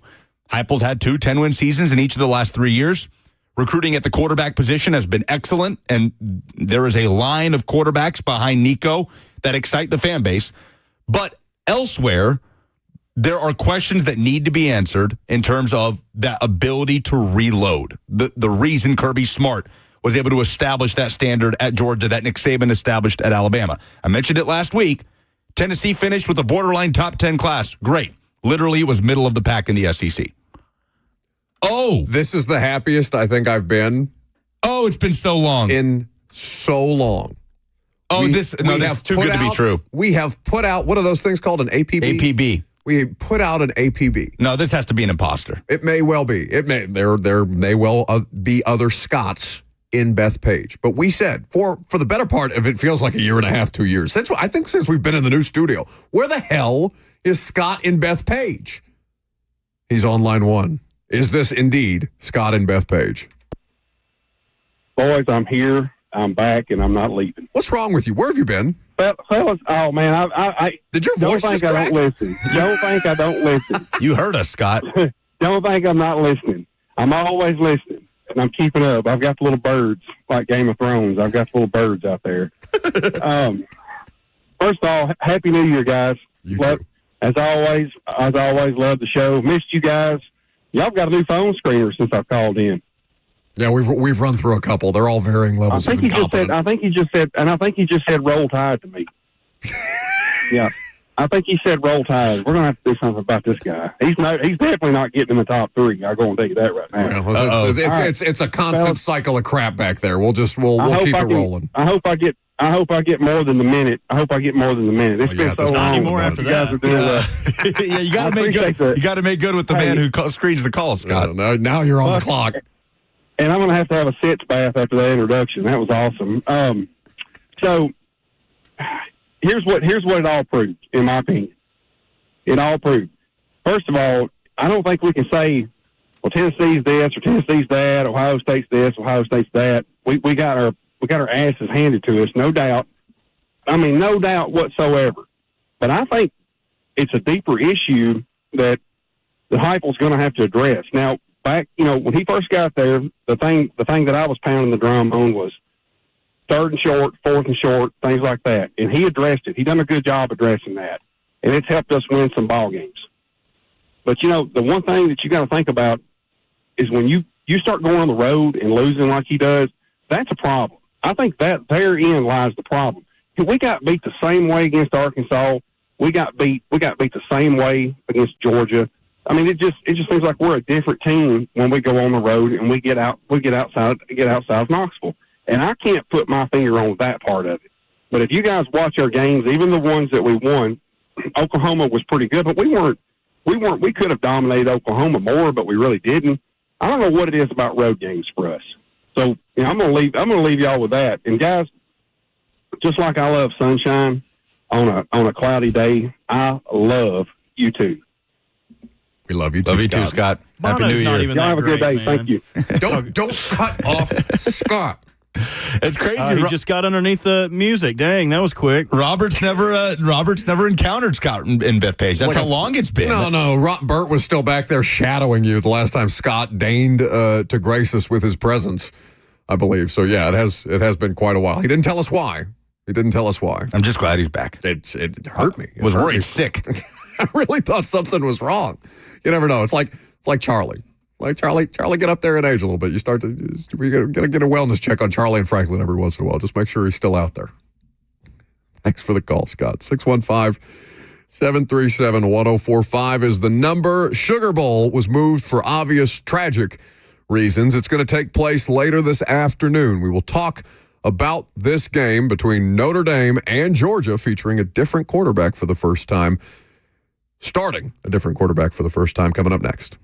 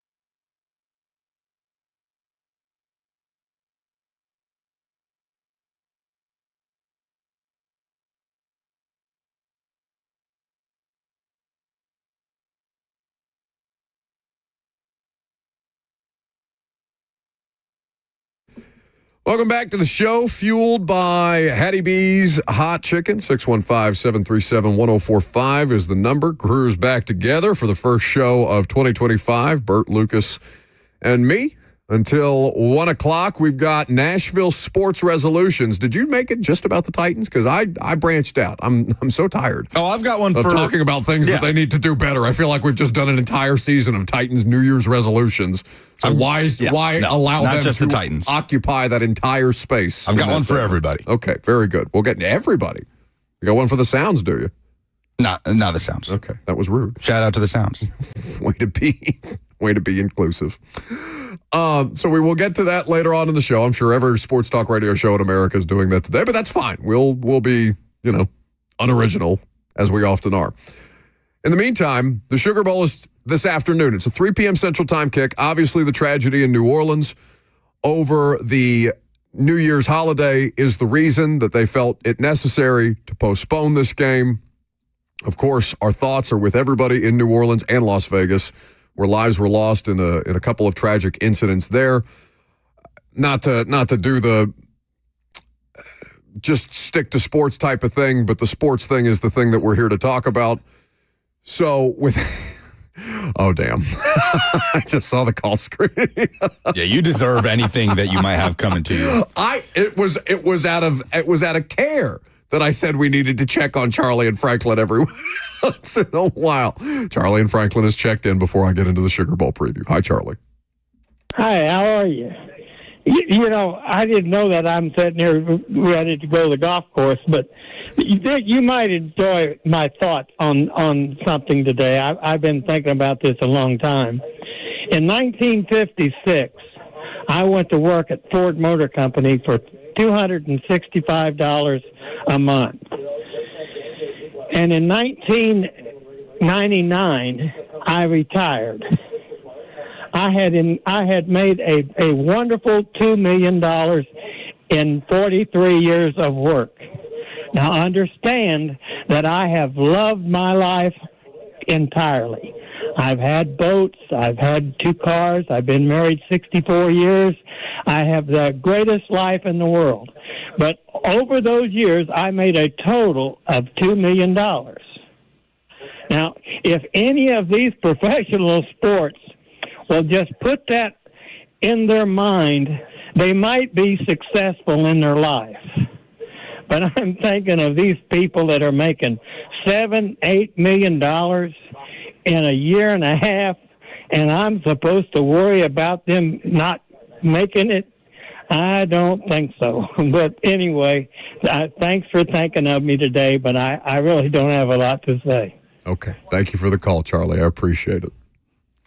Charlie. Every time he starts talking, I just think about Fred Sanford saying, "I'm coming, Elizabeth. Oh, I've never felt pain like this." Well, the thing that stood out to me was that he mentioned the cars and the boats before he got to his wife of 64 years. He knows what's up. No, he does. Anyway, good to have Charlie and Franklin check in. This Sugar Bowl game, be curious to see, obviously, the situation that hovers over the Sugar Bowl is the tragedy. I don't know what impact. It's impossible to quantify any impact that might have. The game being moved, the times being changed, all these different things. So from just a sample size of what these two teams, Notre Dame and Georgia, have been, the thing that we are most curious about is obviously Gunnar Stockton, even though we've seen him play in a game for Georgia. You know well by now that Carson Beck has been shut down. He had shoulder surgeries, preparing for the NFL draft. Gunnar Stockton is going to come in and start however long the Georgia playoff stretch might end up being. Could be this afternoon, could be the national championship for all we know. They may even end up being better at quarterback with Gunnar Stockton. This is the variable that we cannot account for. Bert, have you seen a line on this game? I have not yet, but I can dig into that. I last I saw was Georgia plus 1.5. So Notre Dame favored because of the variance at quarterback? I wonder how much that has to do with it. Surely that has kind of pushed it over to one side, but maybe it is foolish. Maybe, if anything, we've learned not to take recency in college football and apply it to what's happening this year. But I'm still of the mindset of Notre Dame, show me that you can go toe-to-toe with the likes of Georgia in the college football playoff before I buy into you being able to do that. And they're a good football team. Jeremiah Love is one of the best running backs left in the field. He actually probably is the best running back left in the field with Genty and Scadaboo gone. That defense is elite. I am fully acknowledging that, but we see this a lot with Notre Dame.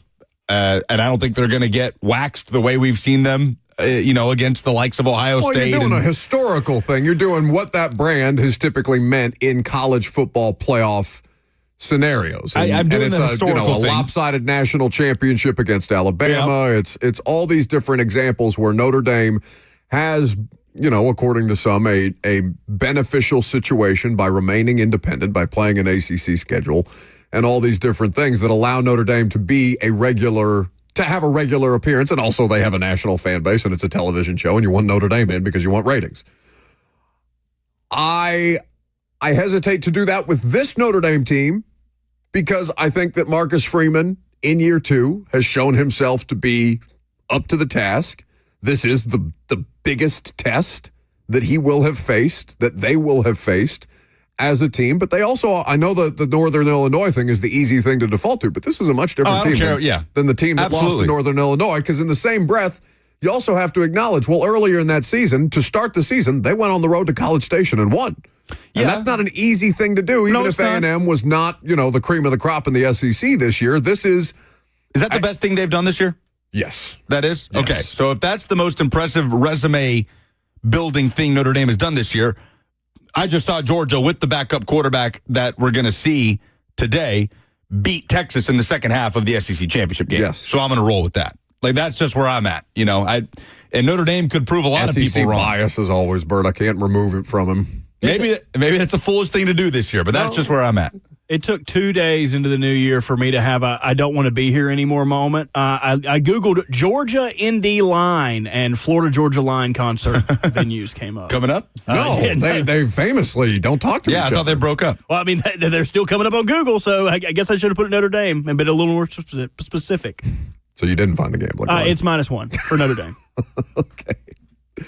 So that'll play itself out in the Sugar Bowl again. That kickoff will be 3 p.m. this afternoon in New Orleans. We will see how all of those things play out. I'm fascinated. I truly, we know we have some, we know what to expect, I think, from both teams, right? Because, I mean, for Stockton to come in off the bench in the SEC championship game the way that he did, I know, he wasn't perfect by any stretch of the imagination, and Georgia was having offensive struggles of their own that day beyond just the quarterback injury situation. But the way that he managed that second half, I thought was admirable. I thought to be able to, the most difficult thing, I think, in sports is to come off the bench cold like that and just try and make it seamless. And it wasn't seamless, but it was good enough. And obviously he put them in a position to be able to close that game out in extra time. Coming up next, we've got Nashville sports resolutions, not just for the Titans, because God knows they need a ton of help in 2025, but for all of these programs or franchises that exist in our local atmosphere. We'll do that coming up next.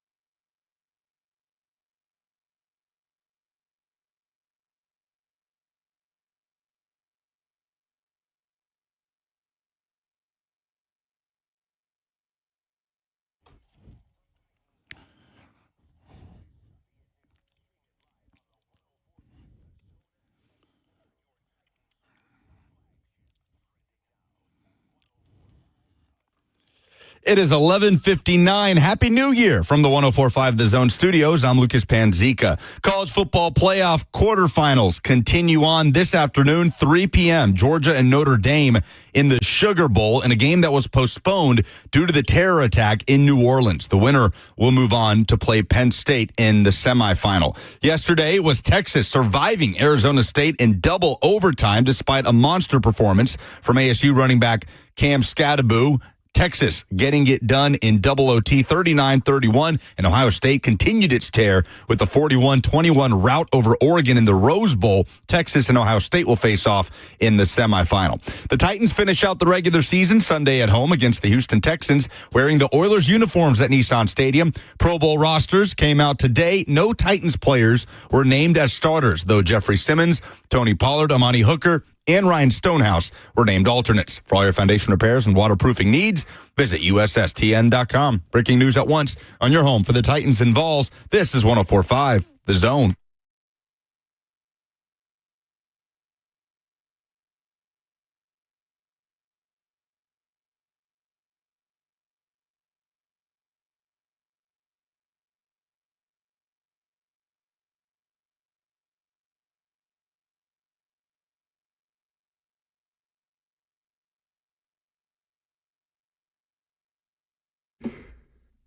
So, New Year's resolutions, some of you stick to them, some of you don't. Every sports radio show in America, every sports program in America is probably doing some version of New Year's resolutions for the sports teams that they talk about or cover on a regular basis. So why should we be any different? Why should we break the mold? New Year, same us. 615-737-1045, the number if you want to jump in. F&M Bank chat at your disposal. What New Year's resolutions would you make? Not just for the Titans, even though we spend entirely too much time, more often than not, talking about them at this point this season. We have talked a lot about things that they need to do differently, which perhaps would be your resolutions all season long. But Titans, Preds, Lucas has one for Nashville SC. I don't know enough about them to make resolutions for them, so I'll lean on you for that. Do you just want to stick to pro sports? You don't want to do anything for Vandy? No resolutions for Vandy? Just keep doing you? I'm keeping it simple. I've got one for all three. Okay. My New Year's resolution for the pro sports market of Nashville, Tennessee in 2024 is 2 out of 3. Okay. 2 out of 3 making the playoffs in the upcoming season. Oh. And for the Preds, I'm talking 2025-26 season. I think I just said my resolution for 2024. That's going to take a minute. Because it would take writing the date. It takes me so long to write the right damn date every year. It would take an improbable and incredibly dramatic turnaround for the Preds to make the playoffs this year. Yeah. The near future of the Preds is going to be really interesting. But Titans, Nashville Soccer Club, and the Nashville Predators can 2 out of 3 make the playoffs in 2025-26. If I had to rank the closest, I was going to say, to me, Nashville SC is the closest. With B.J. Callahan in his first year in earnest, the moves that they have made to bolster the midfield, to me, Nashville SC, and just the way Major League Soccer is structured, 9 teams in each conference that make the playoffs, to me, Nashville SC is the closest. They were on the cusp of it this past year. I think it ranks Nashville SC, the Nashville Predators, and the Tennessee Titans as far as proximity to making the playoffs. Titans are furthest away. And I say that because the Preds have a bunch of talent that are locked in and under contract for next year. I don't know if Andrew Burnett's going to be coaching them. I don't know how you find answers for what's happening right now with the Preds when you bring in these type of players, veterans that you give a ton of money, that a lot of them are underperforming and they just haven't found a way to make the pieces fit together and for the puck to hit the back of the net. I don't know how they break out of that, but I do think they're in a better position talent-wise to be able to make that turnaround just to get into the postseason. We understand with the Titans, it feels like a much longer road when you look at all the needs this team has. So 2 out of 3 to make the playoffs in the upcoming season. Nashville SC, Preds, Titans is how I think it ranks in their chances to do it. So you don't have specific ones for each of them as to how they're going to accomplish that? No, I'm going big picture. Blanket statement. 2 out of 3. That's my resolution. Okay. So I am going to do one for the Titans and one for the Preds. Which one do you want first? Titans. Okay. For the Titans, I think it's not even about the organization, it's about the fan base. I have talked about this a couple of different times, but in 2025, I need Titans fans to have higher standards. The amount of caping up for a 3-13 product this season, I have been honestly shocked by it. I got a text from a friend in the league yesterday regarding a comparison between two similar situations. They asked, here's my question for you. The New England fan base is going absolutely effing bonkers to try to get Mayo fired. I've never seen anything like it. People are writing columns every day. Get him out of here. The guy has been there 1 year.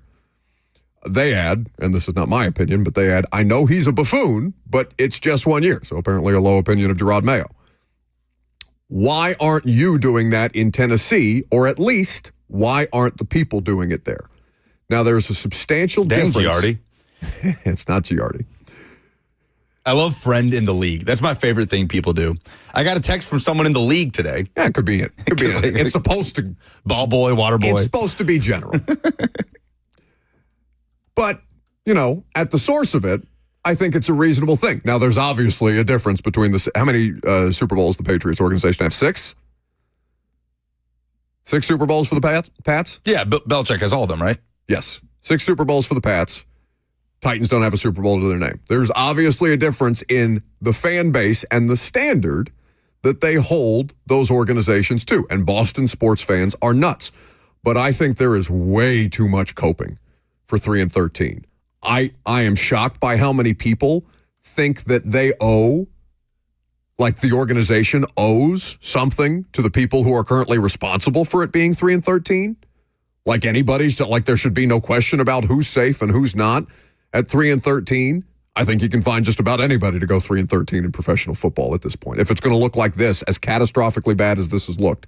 So I'm not saying that you have to be Pats fans or Eagles fans or anything like that. But I do think that there's nothing wrong with having a higher standard for the professional sports organization that has, operated one way, said one thing, and done almost completely the opposite of what they told you this was going to look like, of what their stated vision was. So like I said, you don't have 6 Super Bowls. You don't have to hold them to the standard of the organization that has 6 Super Bowls. But I do think that you need to have a little more righteous anger for what this has become, because it's a joke. It's a joke what happened. Who is not upset about the way things have gone this year? I think there's a lot of fans that are just like, oh, well, they need more time. They need another year. They need this. They need that. Look at this. Look at that. Oh, so you believe they should all be fired this year? I didn't say that yet. Oh, so you believe they need more time. They need another year. I didn't say that yet. I told you I'm going to wait until the Monday after. I'm just saying, is saying that you believe the people in place should be held in place to see what kind of improvement, what kind of leap they can make in 2025. Is that what you're saying? Is that accepting bad results, and is that what you're talking about? There is so much acceptance, so much resignation. Lucas, when have you seen this fan base the happiest this season? It was honestly last week. Pretty much. That's pathetic. That the standard for the football team is so low that the most joy they gave you at any point this season is when they lost to the Jags, got swept by a now 4-win Jags team. And then the Colts cratered. And, you like to see the Colts lose if you're a Titans fan. I'm not taking that away from you. But, the fact that the happiest point of the season, based on what you thought this season was going to be. Yes, it's a bad season. I understand that. You can have higher standards. Okay, I'm just confused at where you're directed. Because I'm not seeing anybody that's happily plugging along with how this is going. I don't. All I see are angry and upset Titans fans. It's not happy. Right? It's resignation. I'm not interested in it. And listen, they have made people apathetic by what this season has been. They have squandered the opportunities that were there in front of them. They have wasted injury luck. They have wasted all manner of resources, both in terms of draft picks and in terms of free agent spending, to accomplish 3 wins this season, one of them against a JV Dolphins team, the other to the point where the coach is emotional about beating the worst team in football, the aforementioned New England Patriots, because they just really needed it. All these different things, they have been so under par for what professional football has been this year, and I just cannot tolerate, or I cannot understand the level of resignation that some people have about this. Just throw their hands up and say 2025. Okay, so what is the appropriate? What response would you like to see from the fans? I would like to fire see everybody. I would like to see anger. Angry, fire everybody. Like I don't know. I'm confused on what you want. You can impact change, and there are a variety of different ways that you can impact change. You can do it with your resources. You can do it with messaging on social media because they read a lot of the things. I know people scroll. They hear you. They see you. You can impact change other than throwing your hands up and saying, whatever it is, secure Shador or suck for Ward or whatever phrase you came up with halfway through the season when this season was done. That's what fans do. I don't understand. They have a need at quarterback. I'm just very confused. That's not what's happening in another NFL market. It's not. It doesn't happen in Philly. You think Philadelphia fans were ready to fire him? What, in October, Sirianni? Yeah, sure. And they are a particular level of crazy. You want them to be Philly fans? Yes. I love Philadelphia sports fans. Okay, sure. But are they the most, are they the most logical of the bunch? So you're going to argue that fans need to be logical now? Look, I'm just... After explaining or giving me the level of behavior that you just gave me? It's hard for me to not take what you're saying as... if you don't think they should fire everyone and clean house, then you are okay with them going 3-13 and you don't care. Like, that's what I'm hearing, right? Like, you can understand this is an unacceptable season and also have the opinion of you want to see this continue to play out if they can dig out of the hole the way the Lions did. Why do you want to continue to see it play it out? Because they're not the Lions. You want to make the comparison between them and the Lions? So you're saying they should fire everybody? We'll talk about it after the season. That's what you're saying. Like, I don't understand if there's no middle ground there. I'm saying that fans should have higher standards for their organization. And Detroit had a clearly articulated plan. They had the backing and the support at 1-5 in 2022 of their ownership. Their owner came out and spoke on that because things were so rocky, because she understood the pulse of how miserable her fan base was because they were projecting that on a regular basis. And she understood, recognized the moment. No, here's why we're doing this, guys. Here's why it looks the way that it does. Here's why I trust Dan Campbell and all these different things.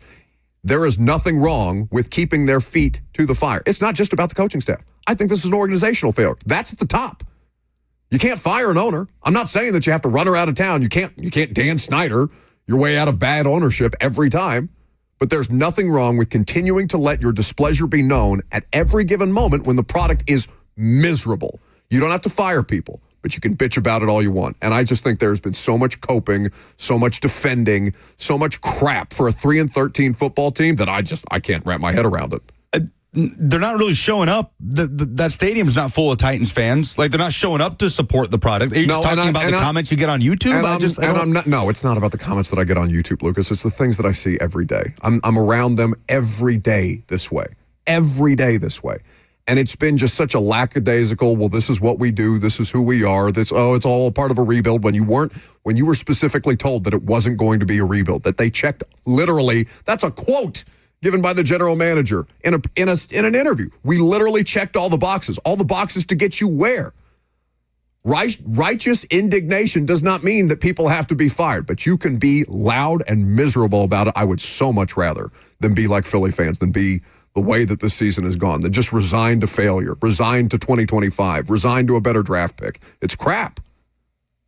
For the Preds, do your homework. Do you see what happened to the Preds here recently? No. Do you see this reporting? That's my 2025 resolution for the Nashville Predators. So they recently made a deal for Justin Barron with the Montreal Canadiens. Apparently, the reporting out of Canada from TVA Sports is that Barry Trotz fumbled the Justin Barron trade and did not receive accurate information about the defenseman from the Montreal Canadiens. He now wants to become a defensive defenseman. He arrives in Nashville. He's -3 in under 7 minutes of ice time. Someone over there clearly thought it was a good idea to trade Alexander Carrier for Justin Barron.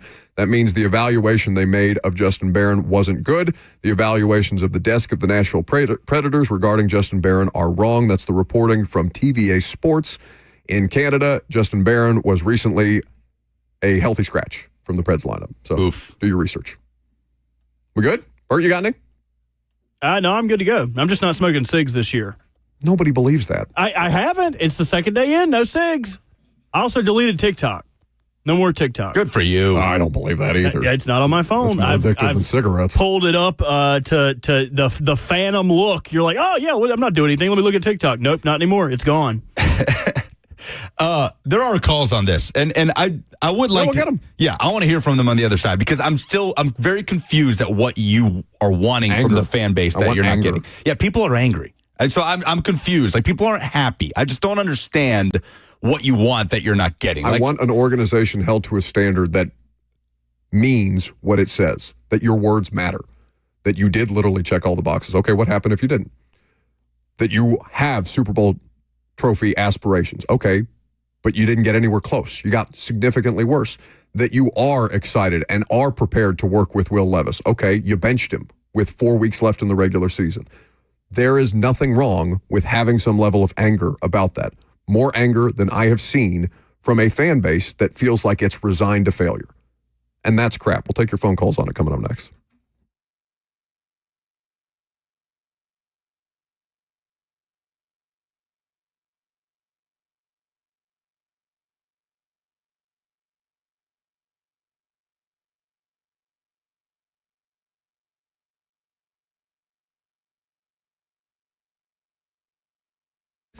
Will I have enough money when I retire? When should I start to draw from Social Security? If these questions keep you up at night, let me introduce you to a team that's there to keep you on the right track and to guide you through it. That's Trajan Wealth. Trajan Wealth. Trajan Wealth is not just any financial firm. They are your partners in securing your financial future. And they are more than just a fiduciary firm. They're a family-owned, veteran-led team that puts your needs first. Let their decades of experience specializing in retirement planning and wealth management work for you. Trajan Wealth offers free consultations to help you develop your plan and your peace of mind. So call them today at 615-270-5000 or visit them online at TrajanWealth.com. That's TrajanWealth.com. Advisory services offered through Trajan Wealth, LLC, an SEC-registered investment advisor. This is a paid advertisement.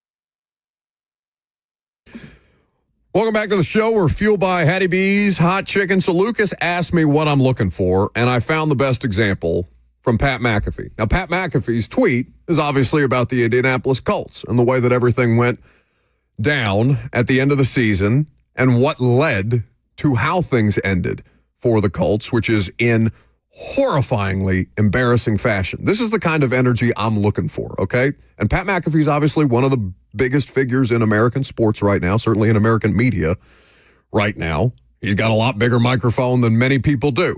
But this is the energy that I'm looking for. So Pat McAfee is being questioned or has been questioned about how much he supports the Indianapolis Colts. And he responded to a fan on Twitter on Sunday after they blew it against the Giants to blow their playoff hopes in a very, very long tweet. I'm going to read most of it, not all of it, because it's long. I've said what I believe to be the truth about the team, and a bunch of quote-unquote Colts fans on the internet were trying to get me booed out of the city. Current players who have done nothing, who have won nothing during their entire tenure, started using me and my face to try and paint me as the enemy in the city I've committed my life to. And in the end, everything went just like I effing said it would. In the biggest moments, everybody with a brain knew they'd crack, and they did. A blind person could see the red flags on this team. Work ethic questions. Never happens on a good team. Preparation commitment questions. Never happens on good teams. Late to meetings. Never happens on good teams. Late to skipping treatment. Never happens on good teams. The franchise quarterback tapped out of a game on third down in the red zone because he was tired. Never happened in the history of the NFL. That's literally the only thing you need to tell someone who knows ball, and they could tell you everything about this team. It goes on and on and on at length about why he was proven right. And now people like Shane Steichen, Chris Ballard are being asked questions about this in press conference, holding their feet directly to the fire. You've got anonymous quotes coming out in an article on The Athletic. I don't know if you've read this yet today about the Colts, an anonymous Colts player saying there is no vision on this stuff. Like, people are digging into them in meaningful ways because they have been covered as if they should regularly be Super Bowl contenders or certainly playoff contenders when they have done nothing of consequence under this administration. I'm not just talking about Steichen, he hasn't been there very long, but Ballard and Irsay and all of them.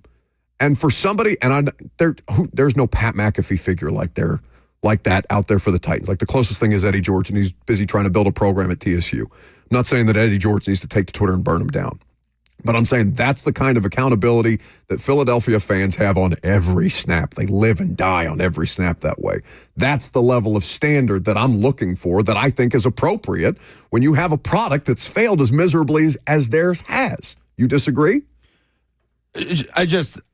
No, look, yes, the people need to be held accountable. This has been a disaster of a season, right?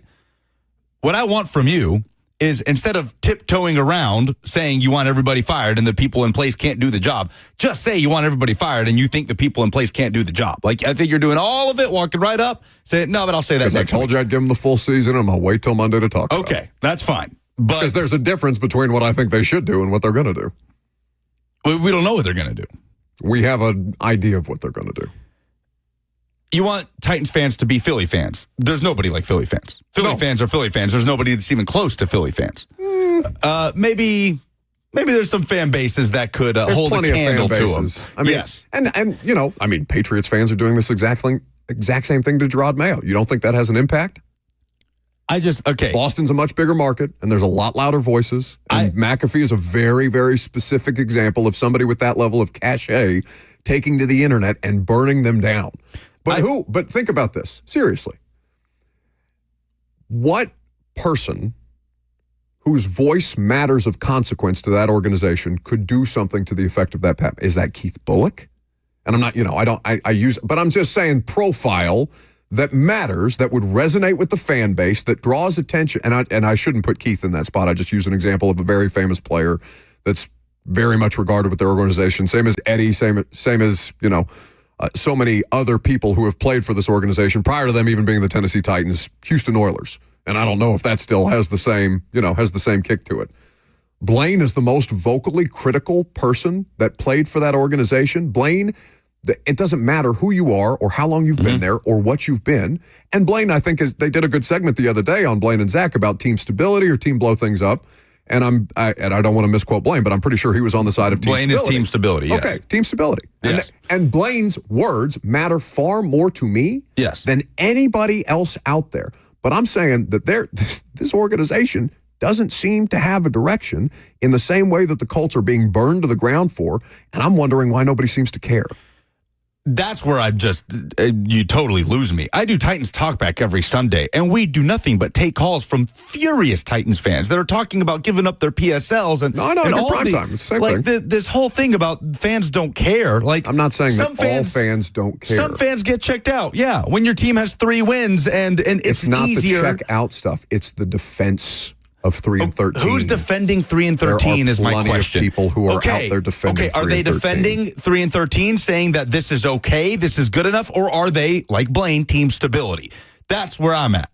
If you mistake somebody saying, I don't want my team to clean house again, to go into another offseason looking for a coach, I get that. To need a quarterback, a coach, and a GM, I want some stability. I don't want my team to be a face of dysfunction in the NFL.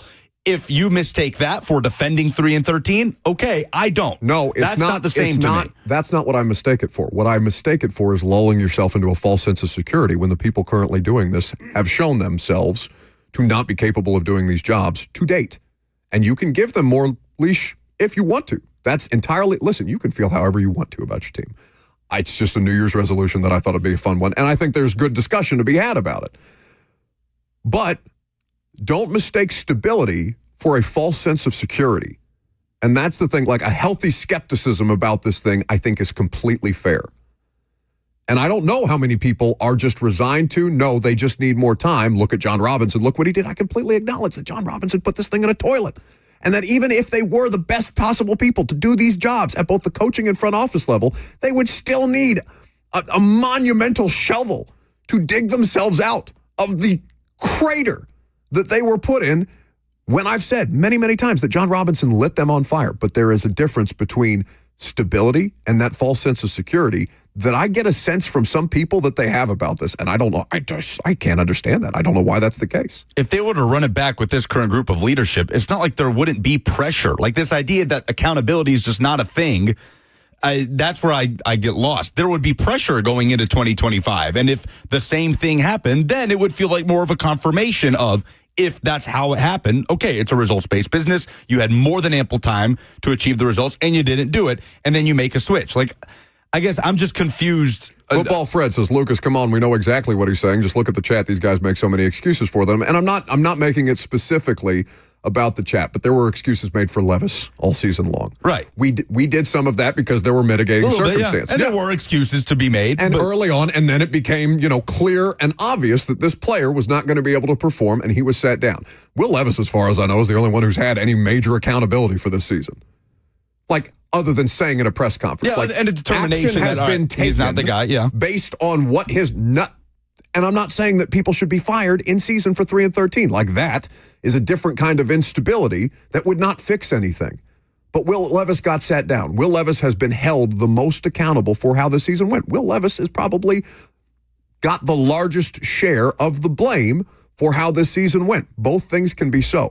But there are so many people responsible for how bad this went, and that same energy is not being held for the vast majority of people, other than you can point at Will Levis, say, see, he's the problem. We'll get it right with Shedeur next year, and get into another 6 months of hope trafficking and, oh, doesn't it feel good to sign all these players and all this stuff that doesn't matter to go 3 and 13.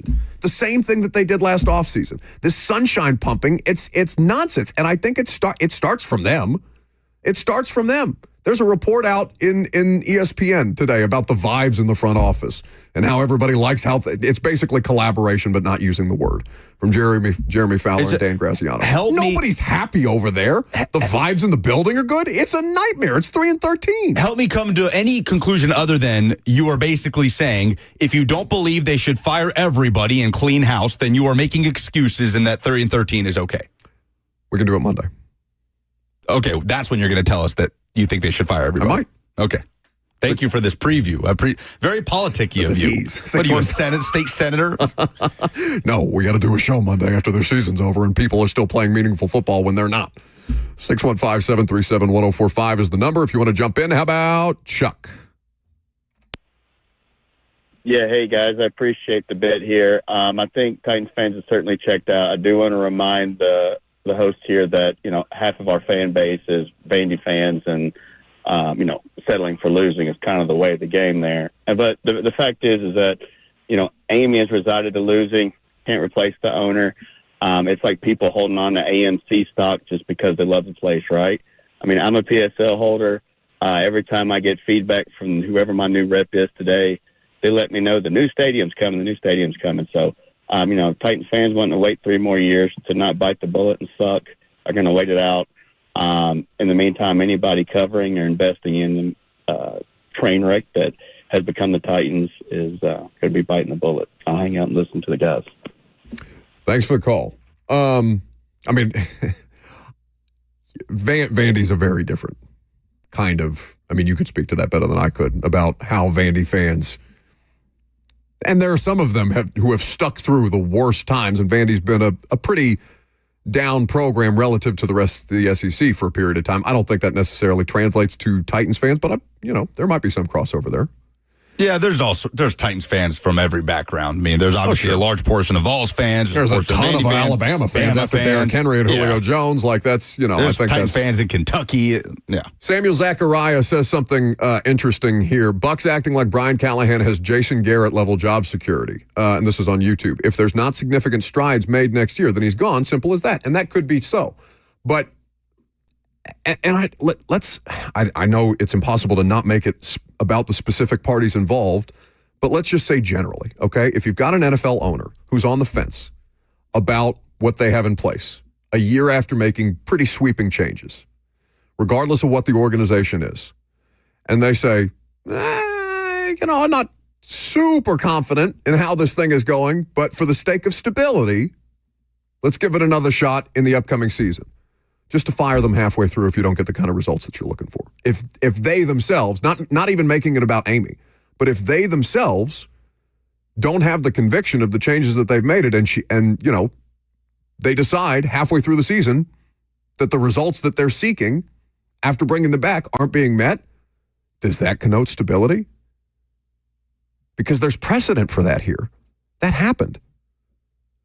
And then there became infighting with Mike Mularkey and Amy Adams Strunk and John Robinson, and then the GM swept the coach out, and the coach hired their guy. And I don't think Mike didn't really win a power struggle with John. John just did a bad job and got canned halfway through the season. But that happened in the season too. Did that connote stability? Because then it created the situation where Ryan Cowden, under John, it's still John's people, putting together a draft board for the incoming GM. Yeah, so, there's all sorts of overlap. And these things happen in NFL organizations. But you cannot ignore the trend that exists here where there's probably instability anyway, based on how previous behavior has been orchestrated. Doesn't mean that you can't change. But I don't know. I don't trust them to get it right. So you think they should be fired? You can't fire Amy Adams Strunk. Sure, okay. That's not who you're making it about them. And to me, it's not. It's about them to an extent, but it's not when you're talking about organizational failure at the very, very top. And if that person is going to stay in place, whatever organization you can be, you can continue to have that level of smoke. Doesn't have to be for Brian Callahan. Doesn't have to be for Will Levis. Doesn't have to be for Rand Carthon, Chad Brinker, or anybody else that you want to throw into this mix. I'm talking about as an organization. There needs to be a higher standard. OG's next. What's up, fellas? How y'all doing? Good. So I think, I'm a mad Titans fan, so I'll say it. They all need to it needs to be burned to the ground and start over. You talk about stability, you talk about things that need to get done, and the example you used in the beginning part of the first segment was the Lions. And I think you've got their offensive coordinator, Ben Johnson. He's going to be up for a job. You look at what you said about Dan Campbell. He was 1-6. The owner came out, give us time, we'll get it right. Sheila Ford-Ham. They did that, and this team arguably has a chance to win a Super Bowl. Why wouldn't you go pick from that tree? It used to be go pick from the Belichick tree, the Shanahan tree, all those things, the Harbaugh tree. why wouldn't you go there? You know he's going to get a coaching job. You have everything that he would want in front of him. You've got a new stadium coming. I understand that is a thing, but you've got the opportunity to draft a quarterback who everyone... Thanks for the call, boss. 1 minute, 60 seconds on the clock before the music. It sounds like the opposite of what happens when you inhale helium, whatever his voice was. What you're going to sound like in 20 years, you mean? Yeah, I mean, not if I keep these cigarettes put down. You better quit that. You better quit that. When I come in here with a better lung capacity than you do next week, you better wait. 1 week off. You are never going to have be a glorious week. You are never going to have a better lung I'll be back capacity here. than I do. I could climb ladders. I could swim a lap. I could run a mile. I could do anything. I've seen you walk upstairs and get winded. Hey, that was like 2 flights, dude. That was a lot of stairs. To the caller, the Titans tried to dip into that.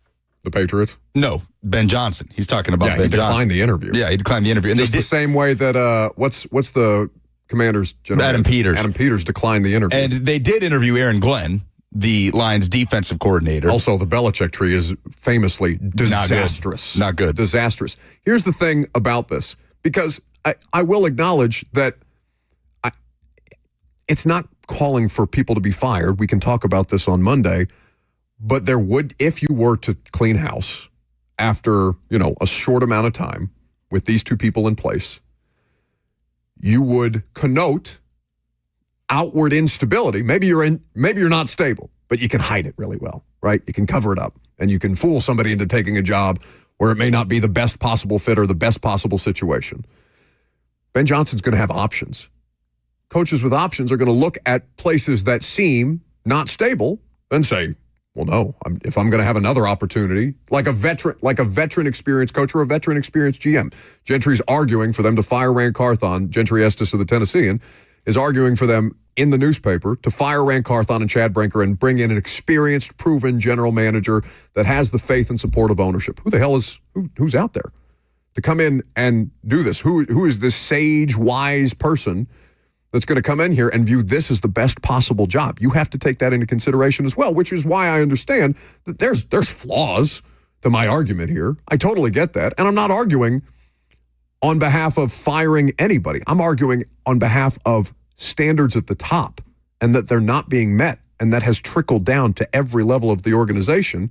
And people, instead of having that level of resignation or righteous indignation for the people running the organization, they're misdirecting it. Like there's more people probably still pissed at Will Levis for this season as opposed to everybody who has put everything in place and built around Will Levis. Yeah, that's probably the first smart thing you've said this hour. Yes, that there are more people. If I can get one smart thing an hour, if I can get one smart thing an hour. No, I do think that's a win. There has been there's been an overcompensation in pinning so many issues this year on Will Levis. I think that's fair. I need to point this out because I said this the other day. Like Gentry's column was crap. Like that's nonsense to fire Rand Carthon and Chad Brinker and keep the coach. Like I thought that was crazy. I thought that was complete nonsense. But the argument is being made. Is my point. Yeah. I just think any Titans fan that is, I guess, how you see it, accepting of what is happening here. To me, I've not at any point seen it as accepting or resigned to. It's fine, whatever. 3-13. I see it as wanting stability and wanting to avoid exactly that. Exactly that. Talking to coaches that have options and you being at the bottom of those options because you will be seen as a picture of instability. That's what I think fans want to avoid. I think it's much more that than it is being okay with this. But is that guise of stability? Do you believe them to be currently a stable organization? Because that's what you have to talk yourself into. If in this, in this hypothetical, do they give off stable to you?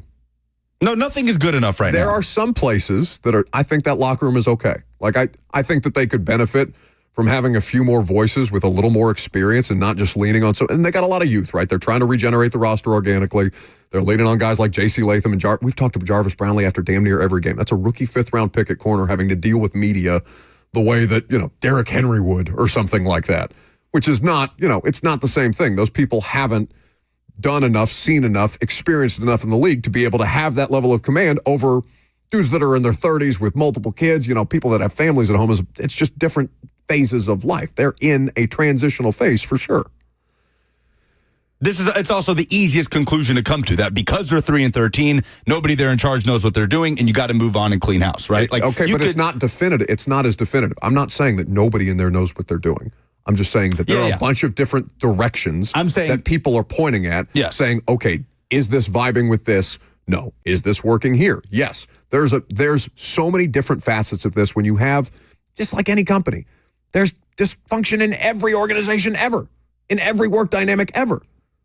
But there are some that are good enough to mask it, that have the leadership, that have the rudder to guide you through it. This organization currently does not. We don't know that. We don't know that about this leadership. If you are saying this organization does not have that, you are saying they need to fire Rand Carthon and Brian Callahan. That's not then you're what saying I'm it's, saying. Then you're talking about the ownership. It's at the top, which is what I've said Have they had success under this owner? Yes. Yes. Okay. So can they have success again under this owner? Maybe. Yes, they can. Maybe. They can. Will they? We don't know. Oh, yeah. But we've seen it. Well, the McNairs were famously awful at running the Houston Texans organization. They got a good football team, and it covered it up. Yeah. Yeah. They made a good hire, picked the right quarterback, and then on from there. Sure. They also did one and dones with David Culley and Lovie Smith, and tried to prop that up as legitimate and let the mad preacher run their organization, Jack Easterby. That's what Titans fans want to avoid. A run like that. Falling into a run like that. That's what they want to avoid. I do think as a show, maybe you guys should start being nicer to each other, because the chat has taken on the characteristics of the host, and they have been the most toxic chat I have ever seen today. It is bad. In the morning, but they're always awful. No, okay, I would not know that, because in the morning we have a respectable chat where people say good morning and are nice to each other and ask about how you and yours are. Today, why would I want to do that? I don't care. They have. I want to yell at you and tell you you're wrong, the list even of when I'm wrong. Your chat has done today. They have looked up each other's LLCs to see how much money each other's companies are losing. No, that's not a real thing. They have. We got people doxing one another? I'm telling you, they have pulled up profile pictures of other people and made fun of them, talking about their fat faces. You have had people say, "Get the hope traffickers out of here." Your chat needs to be mandated. That makes me so happy. Something needs to happen. Attitude reflects leadership. It definitely comes back to you guys. So I would like both of you before the end of the show to say something nice about each other, so the chat can come together and potentially be friends once again. Because you're all here because you love mediocre sports talk with Buck Rising. So let's use that as a commonality and come together and stop all this hate in the chat, unless it's about Buck, and I would allow that chat. Dixie is saying, don't blame Buck and I for the brain rot in the F&M Bank chat. No, I think we're to blame. I think we have. There's only one way to find out. Just like an organization, it starts at the top. And unfortunately for you all, we're at the top. Curtis says, "Damn, Bert, he ain't call me fat. That's my fault." That's my bad. He never said that. See, welcome. You're one of us now, baby. Last call for phone calls. I'm Buck Rising. It's 104.5 The Zone.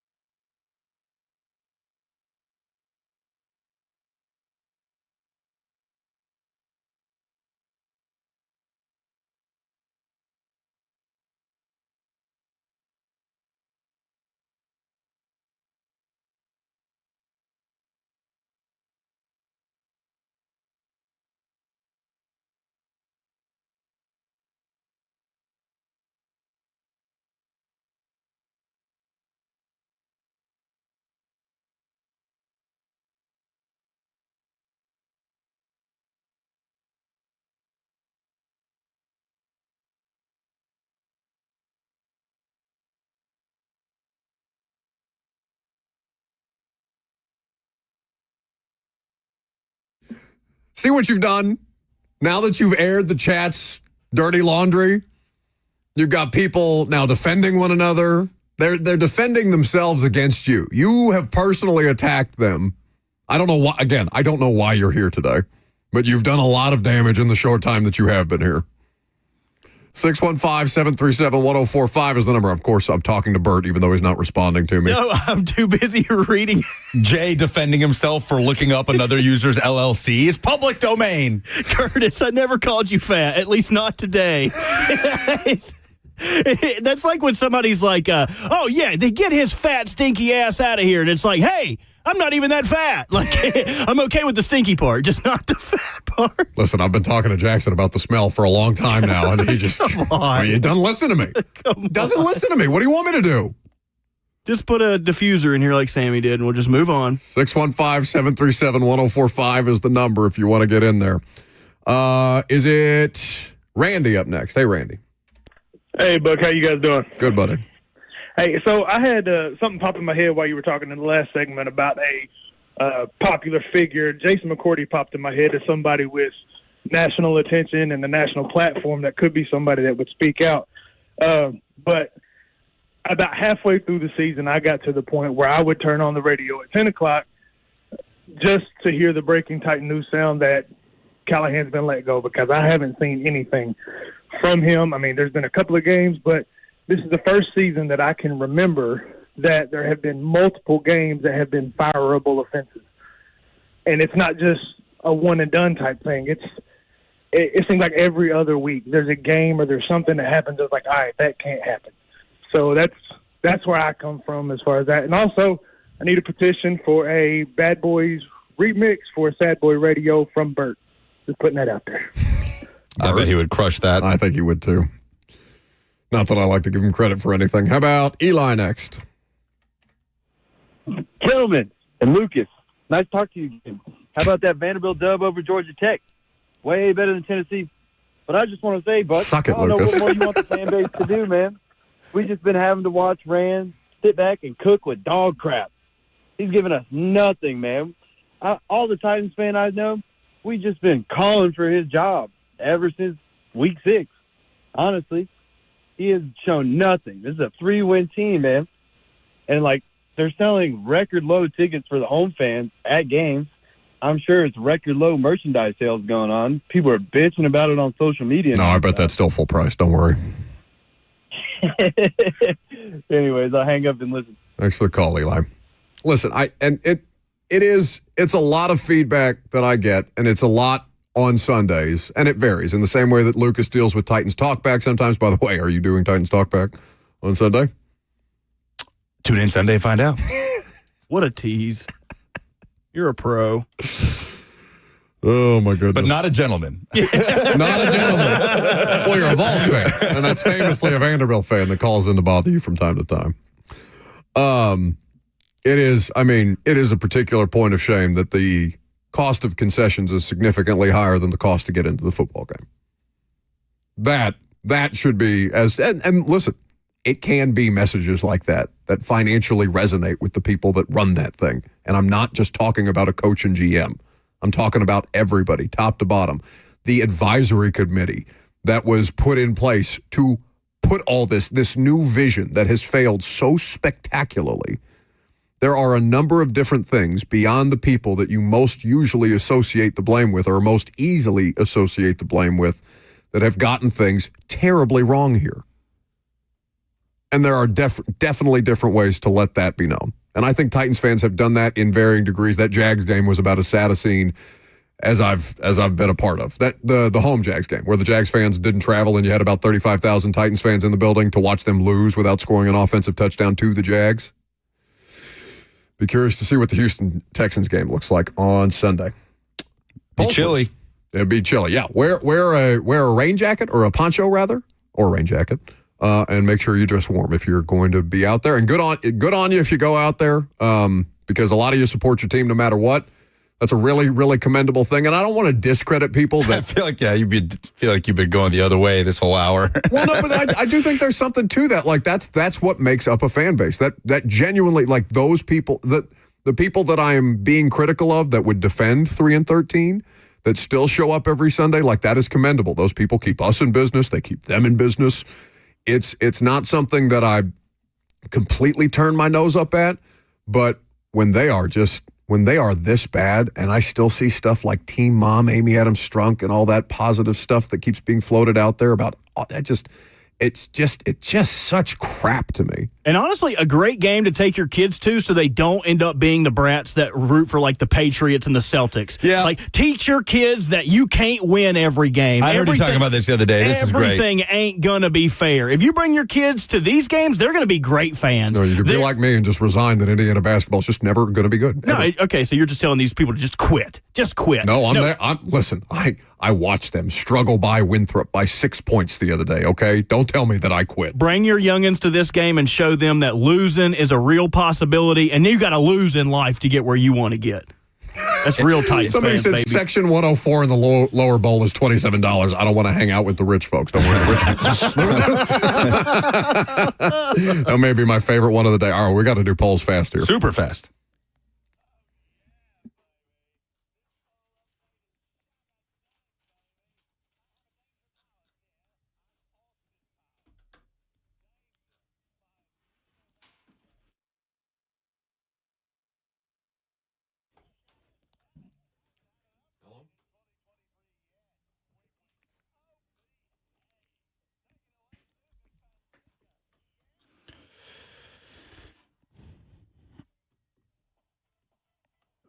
Presented by Two Rivers Ford, the South's most trusted Ford dealer. What is your New Year's resolution for the Titans? Karen says, get a good offensive line. Brian says, find a legit quarterback, please, for my health. DJ says, maybe win a game. But John says quite the opposite. Secure the number 1 pick. Yeah, they're going to try, or they're not going to try to lose, but I don't know. Dual quarterback situation does not necessarily indicate trying to win the most. By the way, Joe Milton reportedly getting first team reps in New England. Yeah, but they said Drake May's going to start. Did Ohio State's win over Oregon make you feel better about how they beat the Vols? 64% of the audience say yes. Yeah, it just depends on how you deal with those feelings. Makes you feel a little bit better. Makes you feel a little bit better. Yeah, you just don't have to brag on Twitter about we weren't down 31-0. Definitely don't have to do that. Would Jeremiah Smith be the best player in the 2025 NFL draft if he was eligible? 73% say he would. I'd be tempted to say yes. He would start. Is it crazy to say he would start for every NFL team? Is there an NFL team he would not be in the starting rotation for? The Seahawks have 3 really good receivers, even though DK's not been great this year. Tyler Lockett's old as hell. He would start for them. Okay. Man, yeah, 7 catches, 187 yards, and 2 touchdowns. Who you got, Georgia or Notre Dame? That kicks off in 2 hours. 62% are going with the Dogs. I'd probably take Georgia.